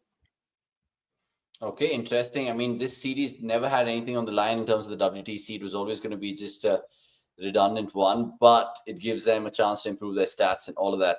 MK Gandhi, Rishabh Pant, jis raste pe tum ja rahe ho, bahut bure fasoge. I mean, essentially, again, what Nick was saying, pitch is come to the fore to help Pakistan. You need 20 wickets, and that's how they've figure out their winning formula. We can take a jab at Park for making spinning pitches, but we can't do that, else our own frailties will show up. It is true. We can't, of course, not address that. Park saw Rohit's test match wins in BG 2023. Only Ryan Turner's those batsmen getting confidence, saying Rahul Singh and Ankar Biswas saying Sajid Ashkan, Norman Jadeja destroyed West Indies. That's a perfect way to sum it up. And Babar's still not in the rums. I mean, And how worse that he just said those tournaments with Ashton Jadeja and they'll play New Zealand at home next season. Don't go down that route. Don't that go is down true. that. But I don't know when Babar will get runs. You can tell us in the comments as well if you are watching from across the border. Let's move on then and talk about some international cricket in a bit, because I think that's all we have right now in the Monday Night Live. But I want to talk about all the T20 cricket which has gone on. Let me just quickly tell you all the dates. Feb 14th, already planned a really nice date with this girl. Unfortunately, I'm going to tell her, listen, it is the WPL which is starting. It is RCB playing that opener. So it might have to wait. And then she'll be like, you can't delay it. Valentine's Day is not on the Feb 15th, it's Feb 14th. So Akshay, where will you be? Will you be watching TV or will you be with someone down under? The last two words were unnecessary. I will be with someone, the someone being colleagues of cricket.com. We will be doing watch alongs, something we've spoken about. WPL ke liye, guys, we will be doing watch alongs every Friday, Saturday, and Sunday. So do tune in. We will be talking a lot more of it in the Women's Cricket Podcast. So do tune into that. But I'll be watching the game, of course. Man. No questions asked. RCB game over anything. And this is something partners of mine have come to expect and also just accept. So it is what it is. I'm not going to. And Feb 14th is not. It's a date, bro. It's a date. It's all in our heads. Valentine's Day. It's all in your. It's because everything's in our head. RCB comes over. It takes precedence. तो हम match देखेंगे. Hopefully RCB जीतेगी. हम खुशी खुशी घर जाएंगे और सो जाएंगे बस. So just like how I will probably not watch this game, like how Akshay didn't watch India Pakistan Diwali on the 23rd of October 2022, I might take a page out of that. Maybe only time will tell. But I didn't watch it. I watched it on mute, so there's a difference. I love and appreciate your both coping mechanisms. Good, well done. I was actually kind of telling Akshay earlier this afternoon that Danny has come out to bat in that chase where they were playing the T20 against Australia, and I was just like, bro, what's this 100 incoming? First ball, he nicks to slip, bro, and I'm just like, what's the point? But anywho, just on WPL, please make me understand why would you replace Sophie with Charlie Dean? Okay, please explain. Sophie with Charlie Dean. I have no explanation. I agree it wasn't necessary. I have no clue. I agree that you already have Sri Lanka. Charlie Dean ऐसा क्या add कर ले? You wanted a left arm spinner. You craving for it. But to this, my only argument is, of course, I still am not going to justify Charlie Dean. But even I wanted a like-for-like replacement, but there were hardly any available. Yeah, like अच्छा left arm spinner मतलब थोड़े नाम बताइए. We thought we discussed it for a good 20 minutes. Could have gone for that South African left arm spinner. She got a game. Is that Charlie Dean? Not fairness. अगर तुमको wicket चाहिए तो you could have gone Naidakta also, but it's you're not two left field, but I agree. Charlie Dean. See, one of the great choice. She'll always be better than Charlie Dean because the role that she's going to fill. मैं थोड़ा ऐसा सुगंध का या फिर of course even that would have worked. मैं उस तरफ गया, but again मतलब it's just that Sri Lanka, Pakistan, Bangladesh in women's cricket, the Gulf is a lot more compared to men's cricket, so इसीलिए probably they were slightly more slightly more apprehensive. But I agree, Charlie Dean not the greatest of calls. ऐसे मतलब Kate Cross ने जो last year किया, I'm guessing Charlie Dean is coming to just give Kate Cross some company on the bench. That's it. Okay, interesting. Remember, you guys can watch us do the watch-alongs from Feb 14th to, I think, 7th March is the final. 2 weeks before the IPL opener, which starts on the 21st of March. And lots of comments right now with regards to the WPL. 15th of March is the final, just to be clear. Sorry, 15th of March, beg your pardon. So it's pretty much 1 month and a day, and we love that. Also, lots of women's cricket chat, all available on the podcast of the Women's Cricket Podcast on cricket.com. Akshay does it every week. it is something that you guys should put in your fixtures. Wait, before we move out from the women's chat, I just want to shout out a couple of comments. If RCB doesn't win the IPL, saying Ashutosh Bajpayee, next year Virat Kohli will play WPL. Om Prakash Das saying WPL is slowly and gradually expanding. I won't be surprised in coming years. It'll be the home and away format. My favorite WPL team, no guess, Queen Mandana's team. And Sophie is after replacing some with VK, beg your pardon. And Chandan Ramya saying maybe grooming Charlie Dean with Sriyanka going to play all the matches. Nick's RCB knows how to gain followers. They're adding all women. Jinpe Indian sim karte hai, online hai, not me. I love how Ajay has actually taken the effort to say not me. कि बाकी लोग करते हैं, मैं वैसा नहीं है, ये बाकी लोग ये सब करते हैं, मैं तो एकदम सीधा साधा शरीफ है बस. And Damur the Badla, if you guys haven't commented like him, please comment. And he says, Akshay, requesting subscribers for liking this video. All of you like it. It's a mandate. Like how BCCI put a 10-point mandate, we need to put an MNL 10-point mandate. Exactly. Without you guys joining us, blindly like it. Yeah, you know, we literally give you our time every Monday. You can ask Nick, Akshay, and me, what were we doing? I don't know, 55 Mondays ago, we would be like, bro, this show, literally. I probably wouldn't know the destination of it, probably here. But again, just like this video. Bangalore, seeming pitch versus Pune. Again, we'll take this in the 12-man segment. And remember, the fixtures also for the WPL is confirmed. Lucknow, Baroda, Bombay, and Bangalore. Bangalore should have literally hoped to the final. It should be precedent. But of course, we know where the money is. Apparently. Let's move on. Talk about the Big Bash really quickly then, before we get into the other ones. What's happening down under, guys? Again, Melbourne Stars doing unthinkable things there, losing and then doing an RCB, lads. Brilliant. Love it. I would just say they did an MI. Or an An MI, not an RCB. 5 losses and then 5 wins. It's now an RCB, bro. No one remembers MI doing it. ठीक है भाई रखो मेरे को उससे load नहीं है. Point है मेलबर्न स्टार्स ने क्या किया. I'll hats off to Glenn Maxwell. I genuinely a lot of respect for him.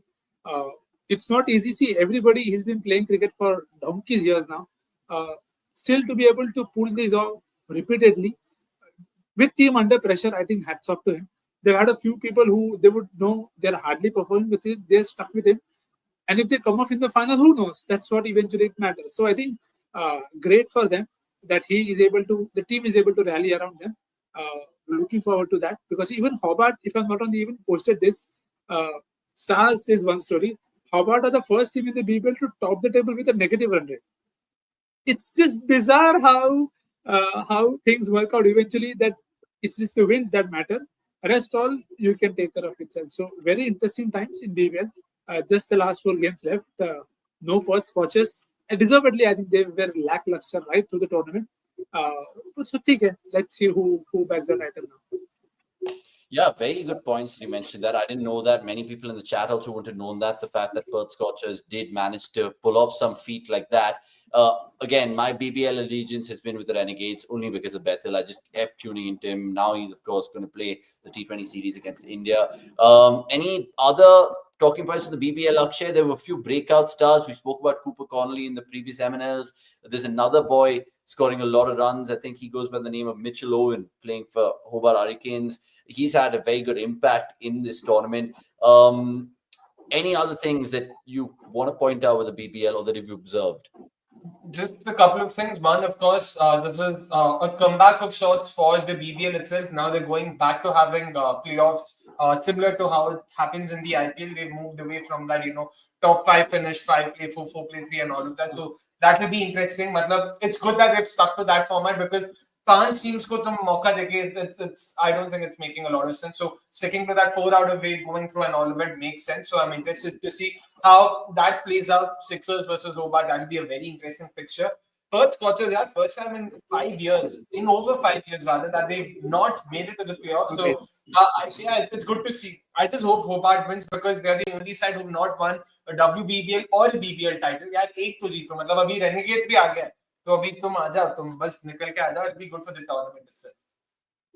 Yeah, interesting. Let's see who wins the BBL. We'll give you all the updates on cricket.com and some good features being written by our writers as well about each player.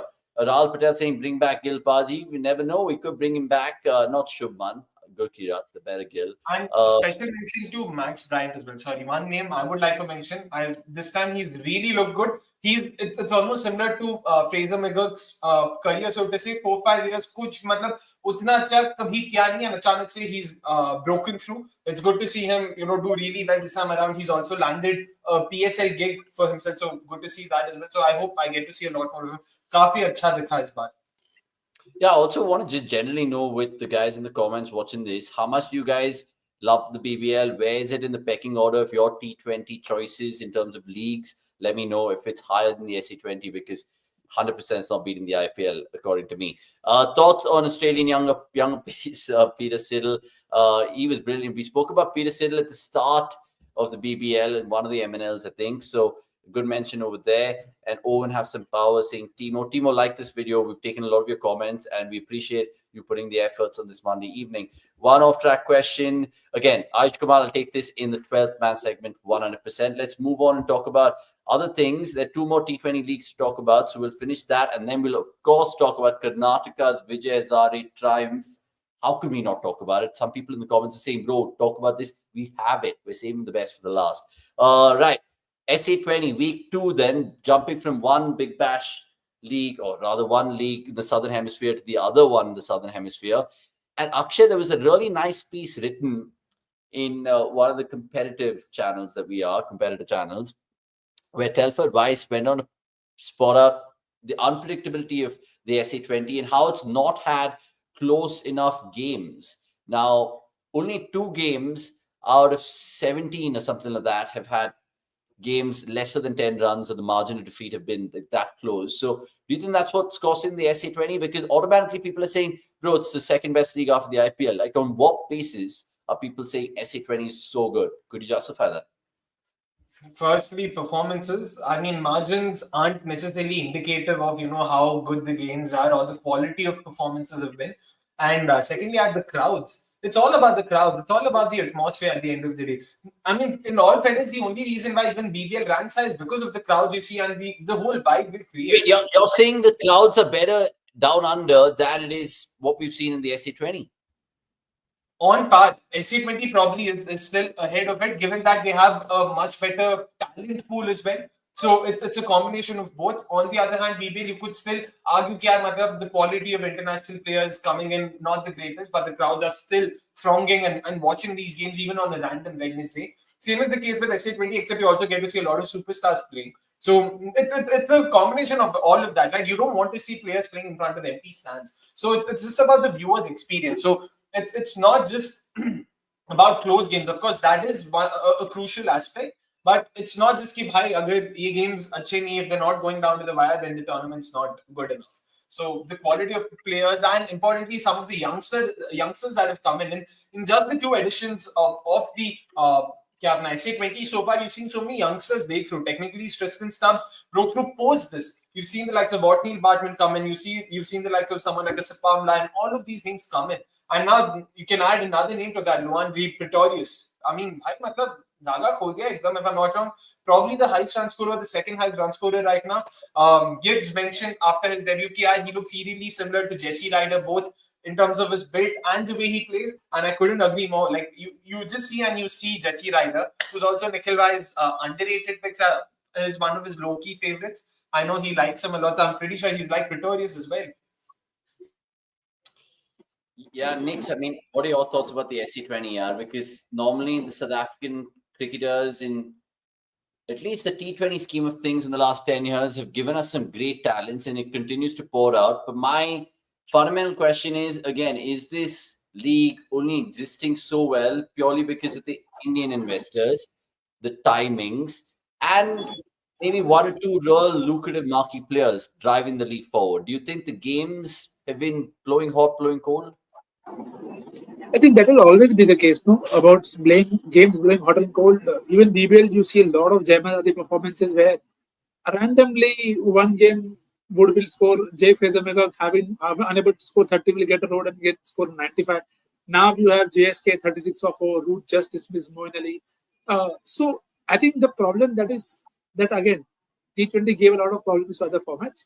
Other formats are also going to give T20 the problems that The one thing that I feel that I started to observe this year is there are very less comeback matches now in T20 cricket, which is why I said respect for Glenn Maxwell that if team is put under pressure, very less times you are able to recover from that start. You look at the India-Afghanistan game that Rohit and Rinku had a partnership. You remember that despite being a random bilateral, because you were able to come back from a difficult position. I think the thing that most of the T20 leagues are now suffering from is if you're losing lot more wickets very early, it's getting very hard to come back and stage a comeback so that you can go on and then win. So I think that is something that is happening with SA20 as well. A major reason for that is also the conditions. You can't always predict how the conditions are going to play, and pitch reading is any which way is a lottery these days. You had Sunrisers being in a dire position a few games back. Then you also had Sunrisers do this to DSG, where just yesterday it took Naveen Ulaq to score a 30, which helped them to have some score to bowl at. So I think the one-sided nature will not go away so soon. But I do agree that crowds matter. It's a very good festive atmosphere, and eventually, if you're seeing a game on TV, you want to see crowds. And of course, as you say, the colors are relatable. It adds to a value. It gives a new user a reason to tune in. So eventually, I think that is where the catch lies. Are you giving enough to the new user to tune in? How can you relate to those players? So I think that is there with the SA20. It's there with the BBL, but I just feel it is not as much again because IPL franchise is there to both bias. Yeah, it's good points that you mentioned there. Even when you look at it from the spectrum of the weather in this year's edition, I think it's kind of made this pitches spicy. I think that's something that Albi Mokel said as a JSK coach. So again, SA20, a lot of talking points. Let us know in the comments if we've covered everything. Now, the next tournament that I want to talk about is the ILT20, and we keep conducting spaces on X to discuss this particular competition because I feel there's a lot of cricket that you might not normally see that you'll see in this tournament, right? For example, Tom Banton gets his 100 yesterday or day before for the MI Emirates. And I feel I've never seen something like that where a batter is so slow and sedate in the first 8 balls, 20 balls mark of his innings. And then he went on to get 102 of 56. So essentially his last 102 runs coming off like 48 balls or something like that. His last pretty much 80 runs or 90 runs there and thereabouts came in quick time. We saw another innings early on in the week with Avishka Fernando hitting an 81 of 27 balls, which I think one of our stats man pointed out at that point in time that it is the fastest for any Sri Lankan in T20s to get that. So lots of exciting cricket happening in the ILT20, guys. And it's living up to the hype. Akshay, you've been covering it. What's caught your eye? Is it the Desert Vipers, them not losing a single game, or is it how bad Dubai Capitals have been in the last week? I mean, happy to see the Vipers doing well. It is the team I support. It's a team, for some reason, I've just, like, in the first season, they had Freddie Wild as a part of their staff. And that was reason enough for me to be like, हाँ boss, ये मेरी team है, बस अभी हो गया, अभी decide हो गया. Been backing them since then. So good to see them do really well this time around. Were the losing finalists in the first season, did not do too well in the second one. Good to see them come back. Dubai Capitals, yeah, like we discussed, been a bit of a mixed bag, to be honest, because the kind of overseas pros they'd gone ahead with that already, exposed them to certain, kind of bowling attacks or certain kind of bowlers and batters for that matter in terms of how they can be attacked and how they can be looked at. And it's really been very woeful. Some of the names, like the fact that Shai Hope has been their best batter, I don't know what to make of that. No disrespect to Shai Hope, but all in all, it's been very very mediocre season for them. And in the game against Gulf Giants as well, I know they lost. I mean, they weren't really in it. They were bundled out for 118, 119. But the fact that, the drop catches, the fielding efforts, the drooping shoulders, they were never really in it. And that was probably even more disappointing because you expect players to be pumped up and do well irrespective of what the score is. You always back yourself to be able to defend it or chase it. We saw what Avishka Fernando did. When they chased down 200 plus, no one would have really given them a chance. It was the first time, a team had scored over 200, and the fact that they were also able to cross that mark and chase it down in the second innings. It's just going on to show कि बहुत potential है वहाँ पे. I'm rooting for Johnson Charles. मेरे को लगता है that one एकदम innings is loading जहाँ पे वो फाड़ देगा, एकदम फोड़ देगा.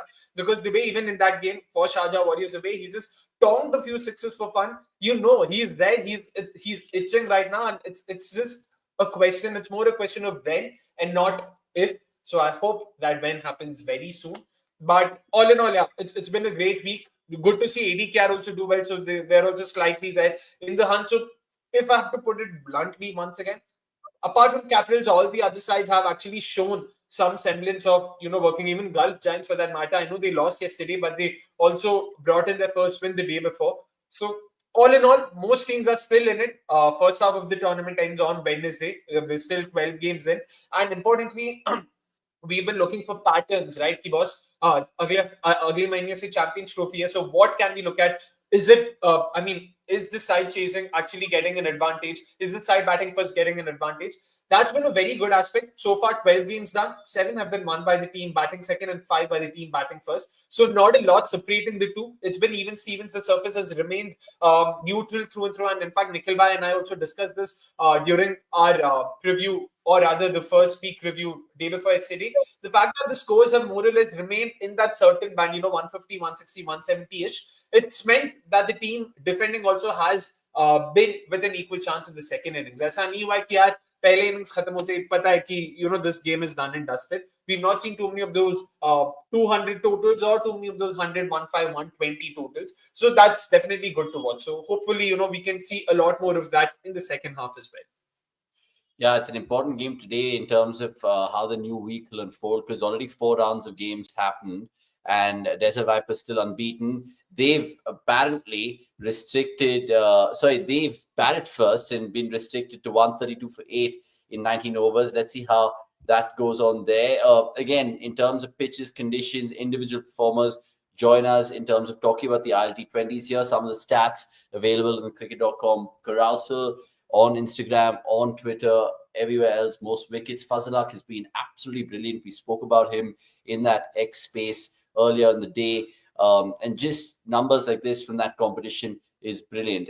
Remember, it is, of course, not any sort of sponsor plug-in, or if it is also, I wouldn't mind calling it out, but you guys go check it out in terms of watching all of it on FanCode, and it's streaming in English. I mean, FanCode generally has been fantastic in terms of giving that cricket fan a chance to watch all these kind of games for a very less price. So even if you just want to watch a particular series or a particular match, you have your $19 coupons, your $59, whatever that you need, your passes, beg your pardon. So that's how it is. Finally, let's move on and talk about one more tournament before we move on to Akshay's quiz, which is a belter, by the way. But the Vijay Hazare Trophy, wow. Am I proud to be from Karnataka or what? Because we saw how smat things unraveled for Karnataka, but then for them to pick up the pieces and have pretty much a flawless tournament, Akshay, how was it? And more importantly, let me actually start with Nick's here, because Akshay and me would probably be giving our biased views if we just keep going on about Karnataka. But let's have a word for the Vidarbha man first, Nick's Karan Nair. Obvious player of the series, didn't get the Champions Trophy call-up. But it just goes to show that tournaments like this still puts people in limelight and still gives them a chance to believe. Well, 100%. That's what cricket thrives on. Cricket thrives on stories like these, where you have people who seem like, what do they have? What do they have to gain? They have the world to achieve, and that, I think, is good reflection in how the incredible season that is had. You look at those numbers; those are maddening numbers. Right, to have an average of 752, probably going to be a Howzzaat question when we do MNL, probably 5-6 years later. But it just tells you the enormous the amount of effort it takes for somebody to get a season like that. They just don't come to you like this. So while it is also important that you will say, oh, you look at these previous guys, oh, Jagdishan had a great tournament, Prithvi Shaw had a great tournament, but where are they now? Not everything will result into where you want to go, but I think all you can do is control the controllables, and I think Karun did that very well right through. You can say he got a good one from Prasid in that final as well, and that's the game, right? If the opponent is also good enough, they will get a way past you. I don't think any one of us expected him to be in the Champions Trophy squad. I know we had a lot of wishes, but if we then go by the same rule of going by one season, then there will be a lot many performances that you'll have to start putting in. So, well done to Karun. Hopefully, we will see more of him. Whichever format he goes on to pursue. And on Karnataka, I think very happy for Mayank Agarwal. Again, just like Karun Nair, a man lost into that crowd of, oh, so many openers, so many youngsters we can pick. But he's had a great season. May not average in the 700s, but he got crucial runs at crucial times and found a way to get a team to come together with. Again, there has been so much about the seniors going on, letting go of two seniors to other team. You don't have Manish Pandey, Christopher Gautam is not part of the setup. But you've got people, you've got Kaushik, you've got Aditya Shetty, who's been a star of sorts. So I think Abhilash Shetty there. So again, bowled a great over against Punjab as well. So a very good team effort, so to say. And you can't forget Shreyas Gopal there. I mean, this is without even the CSK bias there, but very, very happy. Some of Devdutt Padikkal is also there. So, the names just don't stop. And that is what is good. See, you can win a tournament basis a couple of guys. But if you win a tournament basis, so many people coming together, it's always happening. It is. I mean, even from a Karnataka perspective, you mentioned Shreyas Gopal there, 18 wickets. Someone's mentioned Smaran in the chat, someone to look forward to, 100%. 10 games this Vijay Hazare, 433 runs. And Mayank Agarwal as well might not have that blistering run like Karun Nair did, but to still get 650 runs plus in a Vijay Hazare is brilliant. Pawan Singh saying, take my question. We will. We'll take it in the 12th man segment, if that's okay, Pawan. And you also go on to say, weirdly enough, Isala Kam Namdu. I mean, if that is your cup of tea, that is your cup of tea. Akshay, what do you have to say about Karnataka and them winning this competition 5 times, which is now the joint record in terms of tournament history? Do you think it bodes well for more talents to be flushed out from this part of the world, especially white ball cricket?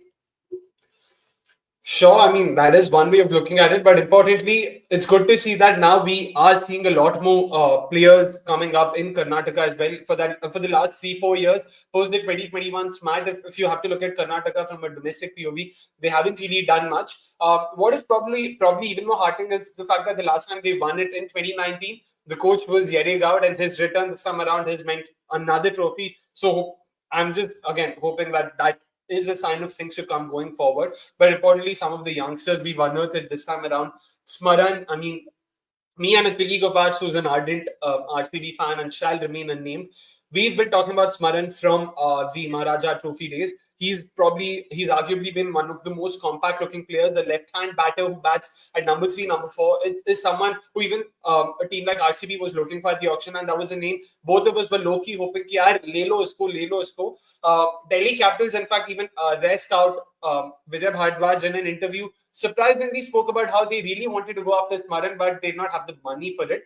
And I was like, भाई क्या बोल दिया आपने यार, 30 लाख में तो मिल रहा था, आपके पास 2 करोड़ था, मतलब कितना पैसा, like math isn't mathing there. But Smaran is definitely, again, early shout. Smaran is triggering a bidding war next auction. He's a very solid player, over 400 runs at a strike rate of 100 and an average of 70 in the VHT, and over 300 runs in this match at a strike rate of 170. Sorry, over 100 runs, 150 in the 3 games he played, 3 or 4 games.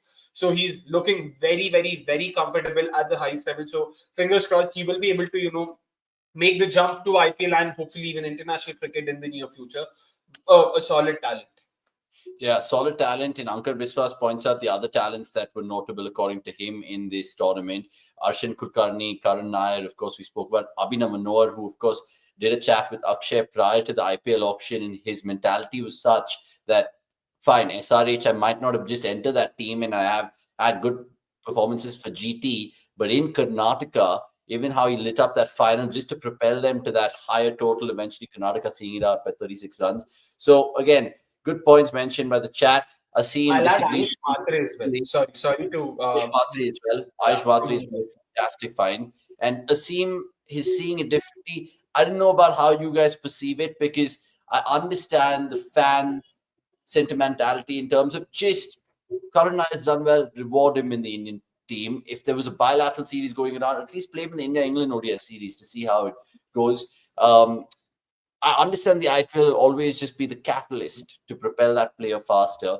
But Gambhir said that as coach. I mean, he needs to back his words and walk the talk in terms of you find great talents in the VHT or the SMAT. SMAT, you push them in the T20 team. BHT puts him in the 50-over team, and the Ranji accordingly should be the test team. So that's how I see it, even though the reality is different. Till Kohli is there. RCB management won't pick any upcoming quality batting talent from Karnataka. The Karnataka talent has been oozing. Padikkal also had a good tournament indeed. Delhi went for I'll Manan be Kumar. unfair to go after Kohli for that. I don't think Kohli is the one deciding kisko lena, kisko nahi lena. But fair, your opinion, no worries. Yeah, fair. I'll tell you what, you guys can catch all the Vijay Hazare Trophy records and stats and numbers and articles on cricket.com, and there was some good pictures to come out of it. Just as a Karnataka fan, couldn't really give you more, but this was the winning image. Right, time to move on and move out of best and rest with regards to Akshay's quiz. Lots of potential winners last time, but before we move on, let's talk about the Ranji Trophy because my producer points it out. We spoke about it briefly that KL and Kohli will not play the 23rd Jan games. They will probably be there for the 30th Jan games in prelude to the India-England ODI series. Now, Pant will play, Rohit will play. I think there will be a lot of others playing. So, Jadeja also. So my important question to both of you all, if Rohit Sharma walks out a bat for Mumbai and gets a golden duck and follows it up with another golden duck, do you still see him play the test side? Or again, how do you have parameters? Same question to you. If Virat Kohli gets 2 golden ducks, does he still play? Bin him. Play him only because he's anyway not going to. He's anyway not going to be playing in India, right? He's always going to just play the England series. That England series for Virat is the make or break, I feel, in terms of his test career. And I still think he'll travel there. But with Rohit, I don't know, man. Like tomorrow he wows us by getting a 200 and a Bunsen in that match. Again, would you just forgive him and move on? Is it as simple as that? I mean, they're not living up to what they're actually going by, right? Oh, we're going to reward domestic performances. They've not done that with Karun. And if they do that with people like Rohit and Virat, then the BCCI only themselves are believing in superstar culture. See, we'll have to be very honest and practical also when we say that we want to reward domestic performances. Now, you can make a flow chart of who all came into the setup basis of IPL. You'd think in the test setup, if you think about it, Jaiswal came on basis of always doing well in the domestic circuit. You had Siraj coming through there. You had Bumrah coming from there. You had Jadeja coming from there. You had Ashwin coming from there. Ashwin, maybe yes, a bit of IPL, a bit of white ball cricket there. So it is not that you have not rewarded domestic performance. Yes, you have continued to play with a shorter talent pool. That is 100% there. You have a problem there. You have a problem when you take someone like a Priyank Panchal, don't give him a game and then bin him. You take Abhimanyu Iswaran to places, don't play him, bin him. Maybe there is some issue, but at least let the players know, or let the wider audience know that, okay, we've had a word with him. This is what is the issue. For Karun Nair, if you can tell me one name in that top 6 that should be dropped to play Karun Nair. There isn't anybody in this format at that point of time. So we have to be practical also that there should be a place as well for the guy to come in and perform. Now, if Shreyas was having a horrible time and you say, okay, he's not had a good time in ODI since 2 years, maybe let's try Karun Nair, fair. But then if you tell me after a next round of Ranji Trophy game, if somebody does well and Rishabh had a horror run, do you drop Rishabh Pant? You will not. So it cannot be that one line suits all. You'll have to be smart. And of course, when you say you have to play domestic cricket, your decisions have to be on same line for everybody. So I completely buy the point. Whenever you are free, you are available, you should play domestic cricket. The point of domestic cricket here is not to get hundreds and 200s and 300s. The point of playing domestic cricket is to iron out your flaws.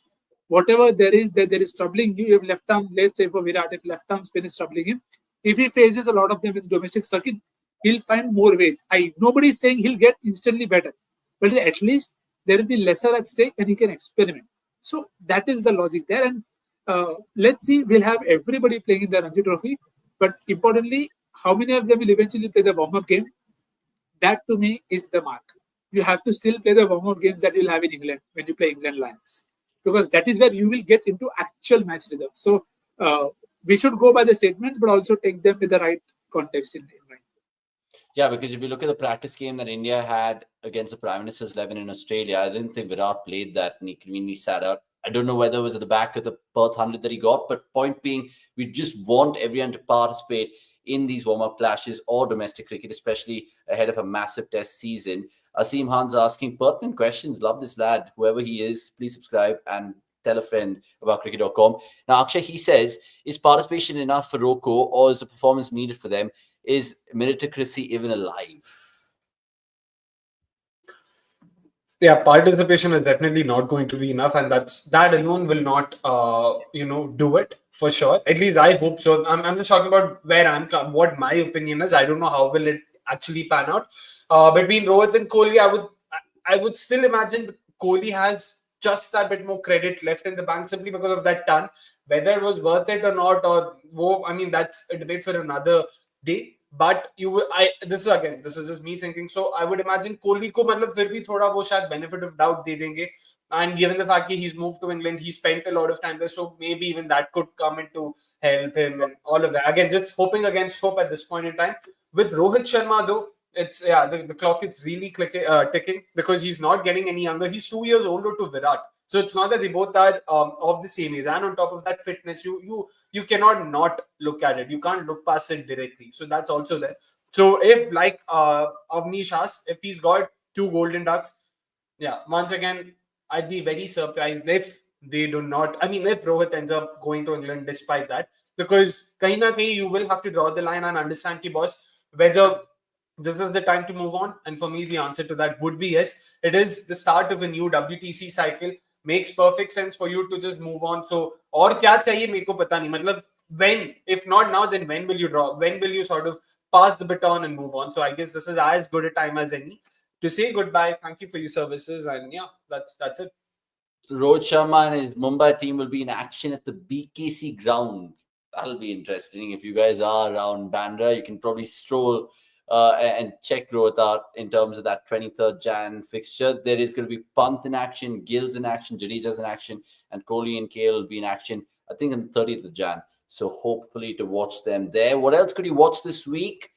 You can watch all of this. Remember, the Under-19 Women's World Cup's happening in Malaysia. It is a belter so far. Some good games. Nigeria beating New Zealand. And women's cricket action has been predominant, at least, the last couple of weeks and building up to the WPL. The Australia-England Women's Ashes continue in terms of that multi-series format. There is a second test to look forward to in terms of Pakistan-West Indies, if you guys like that, and lots more. So cricket.com is a place to cover it all. And if you guys want to win big, MNL is the place to be, because it is that one part of the show where we have the quiz for y'all, and just to give trivia and to make y'all smarter. And the quiz master himself is chuffed with this one that he has.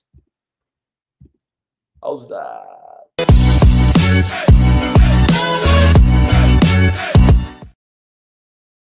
Right, Akshay, take it away. And there were plenty of winners, but we could only select one last week. Who was it?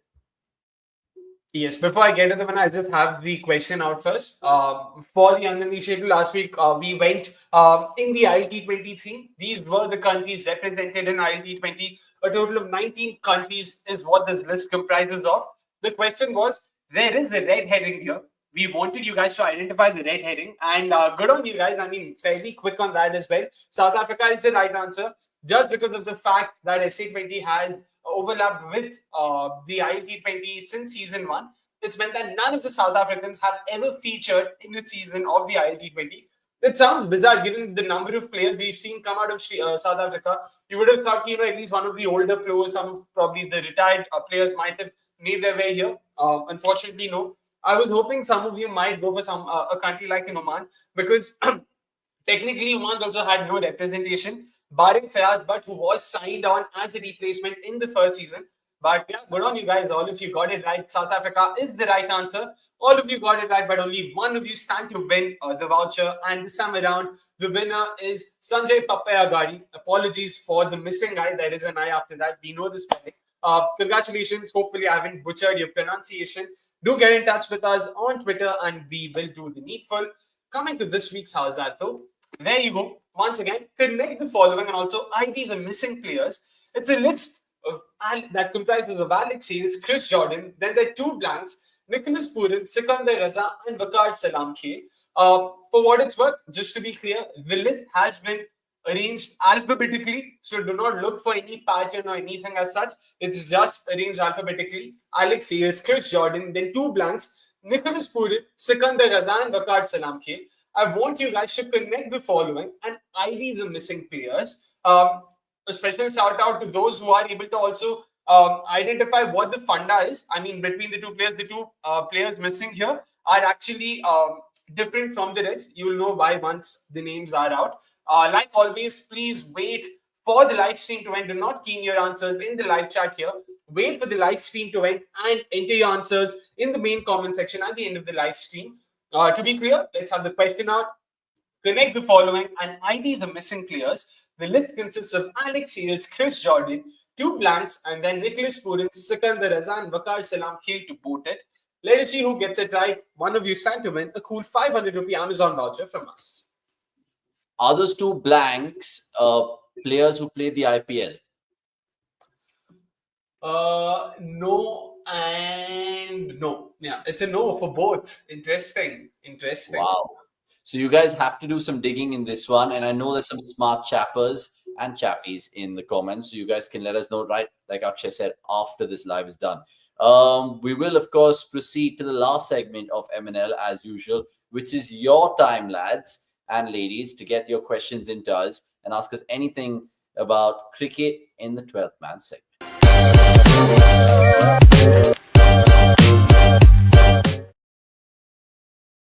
Right, 12th man is where we take your questions, random ones, but we will start with the man who said, take my question.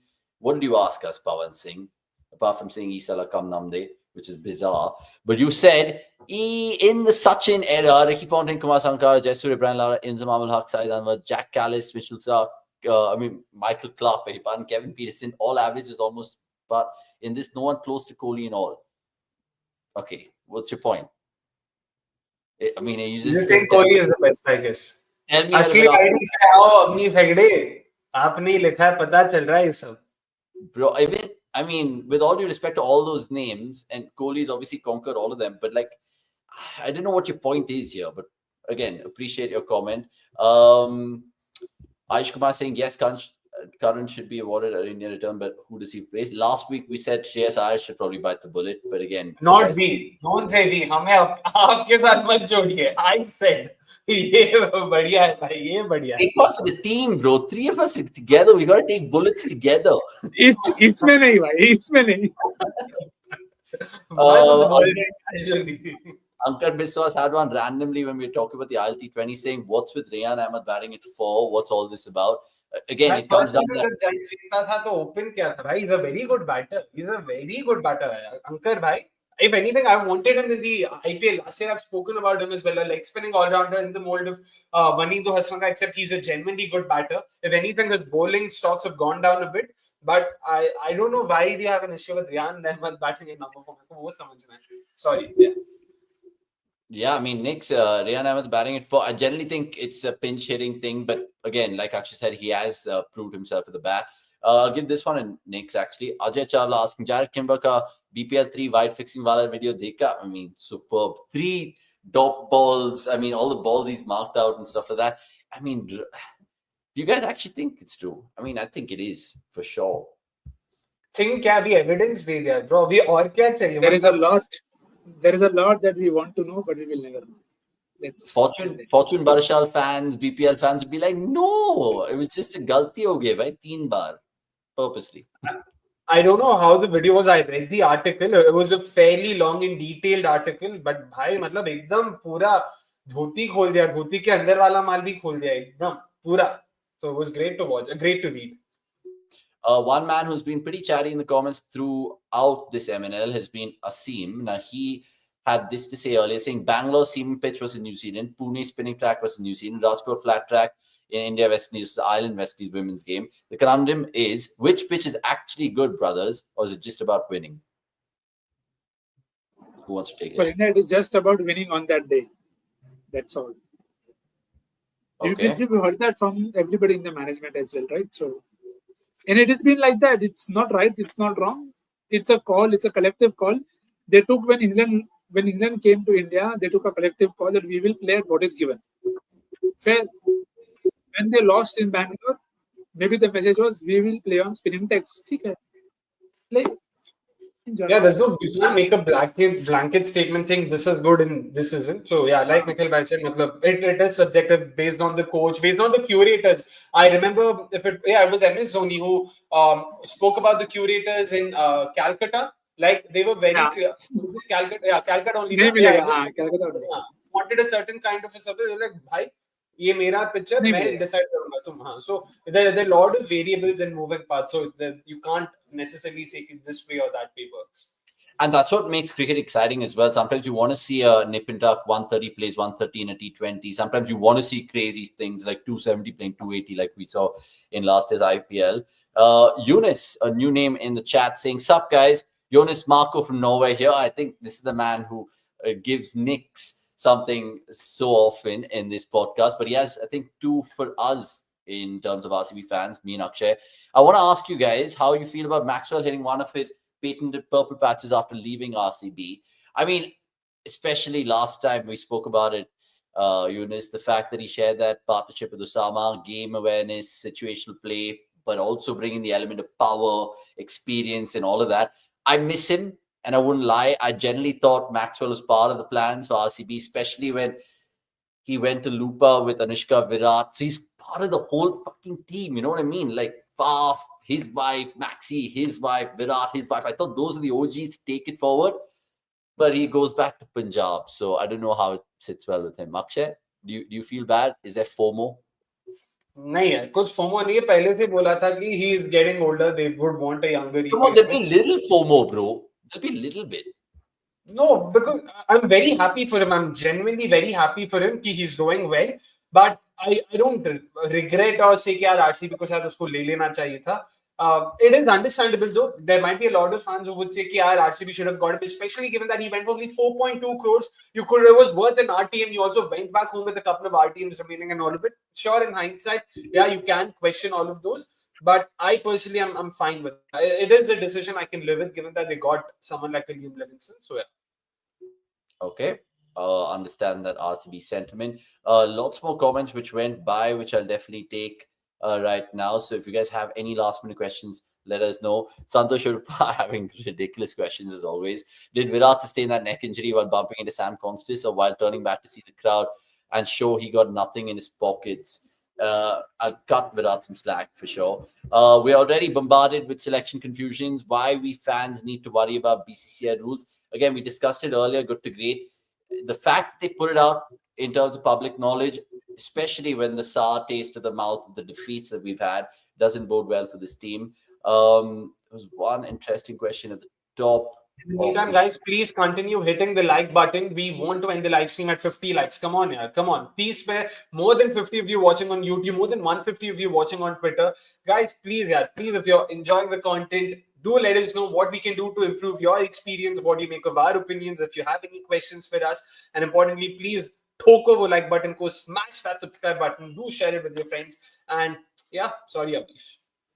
Yeah, we have been receiving questions, not just across borders, but internationally as well. We have one more from Bangladesh, Tanbir53, saying, so India's playing with two specialist pacers in the group stage games. I mean, essentially, yes, we might be a pacer short in the squad, but Hardik Pandya will probably complete his 10 overs quota, touch wood, because, of course, we know Hardik's biggest enemy is injuries. And they're playing Bangladesh first up, Tanbir. So I think you'll be tuning into that.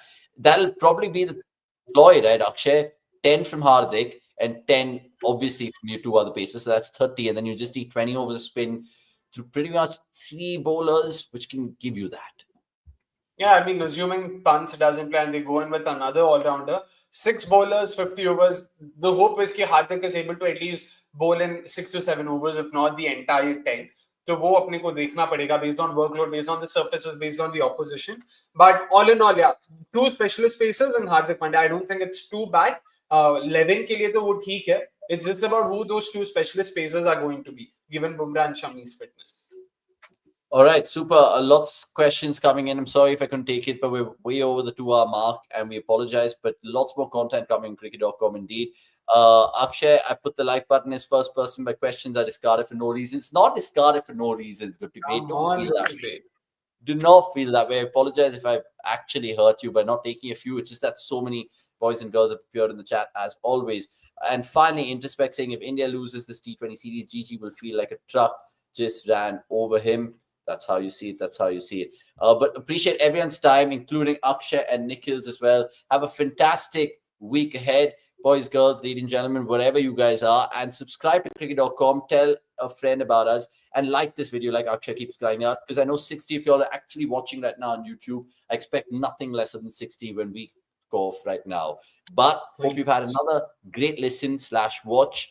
We'll leave it there, guys. We'll see you soon. Lots more this time around. Also, sorry, 3 of us, we partook in a quiz with regards to the ILT20. My producer just wants me to plug that in. Go check that video out. And even if you guys don't want to watch it because you just think an ILT20 is not a good tournament and you're entitled to your opinion, go just check this video out because there was a lot of fun in games. Here's what I mean.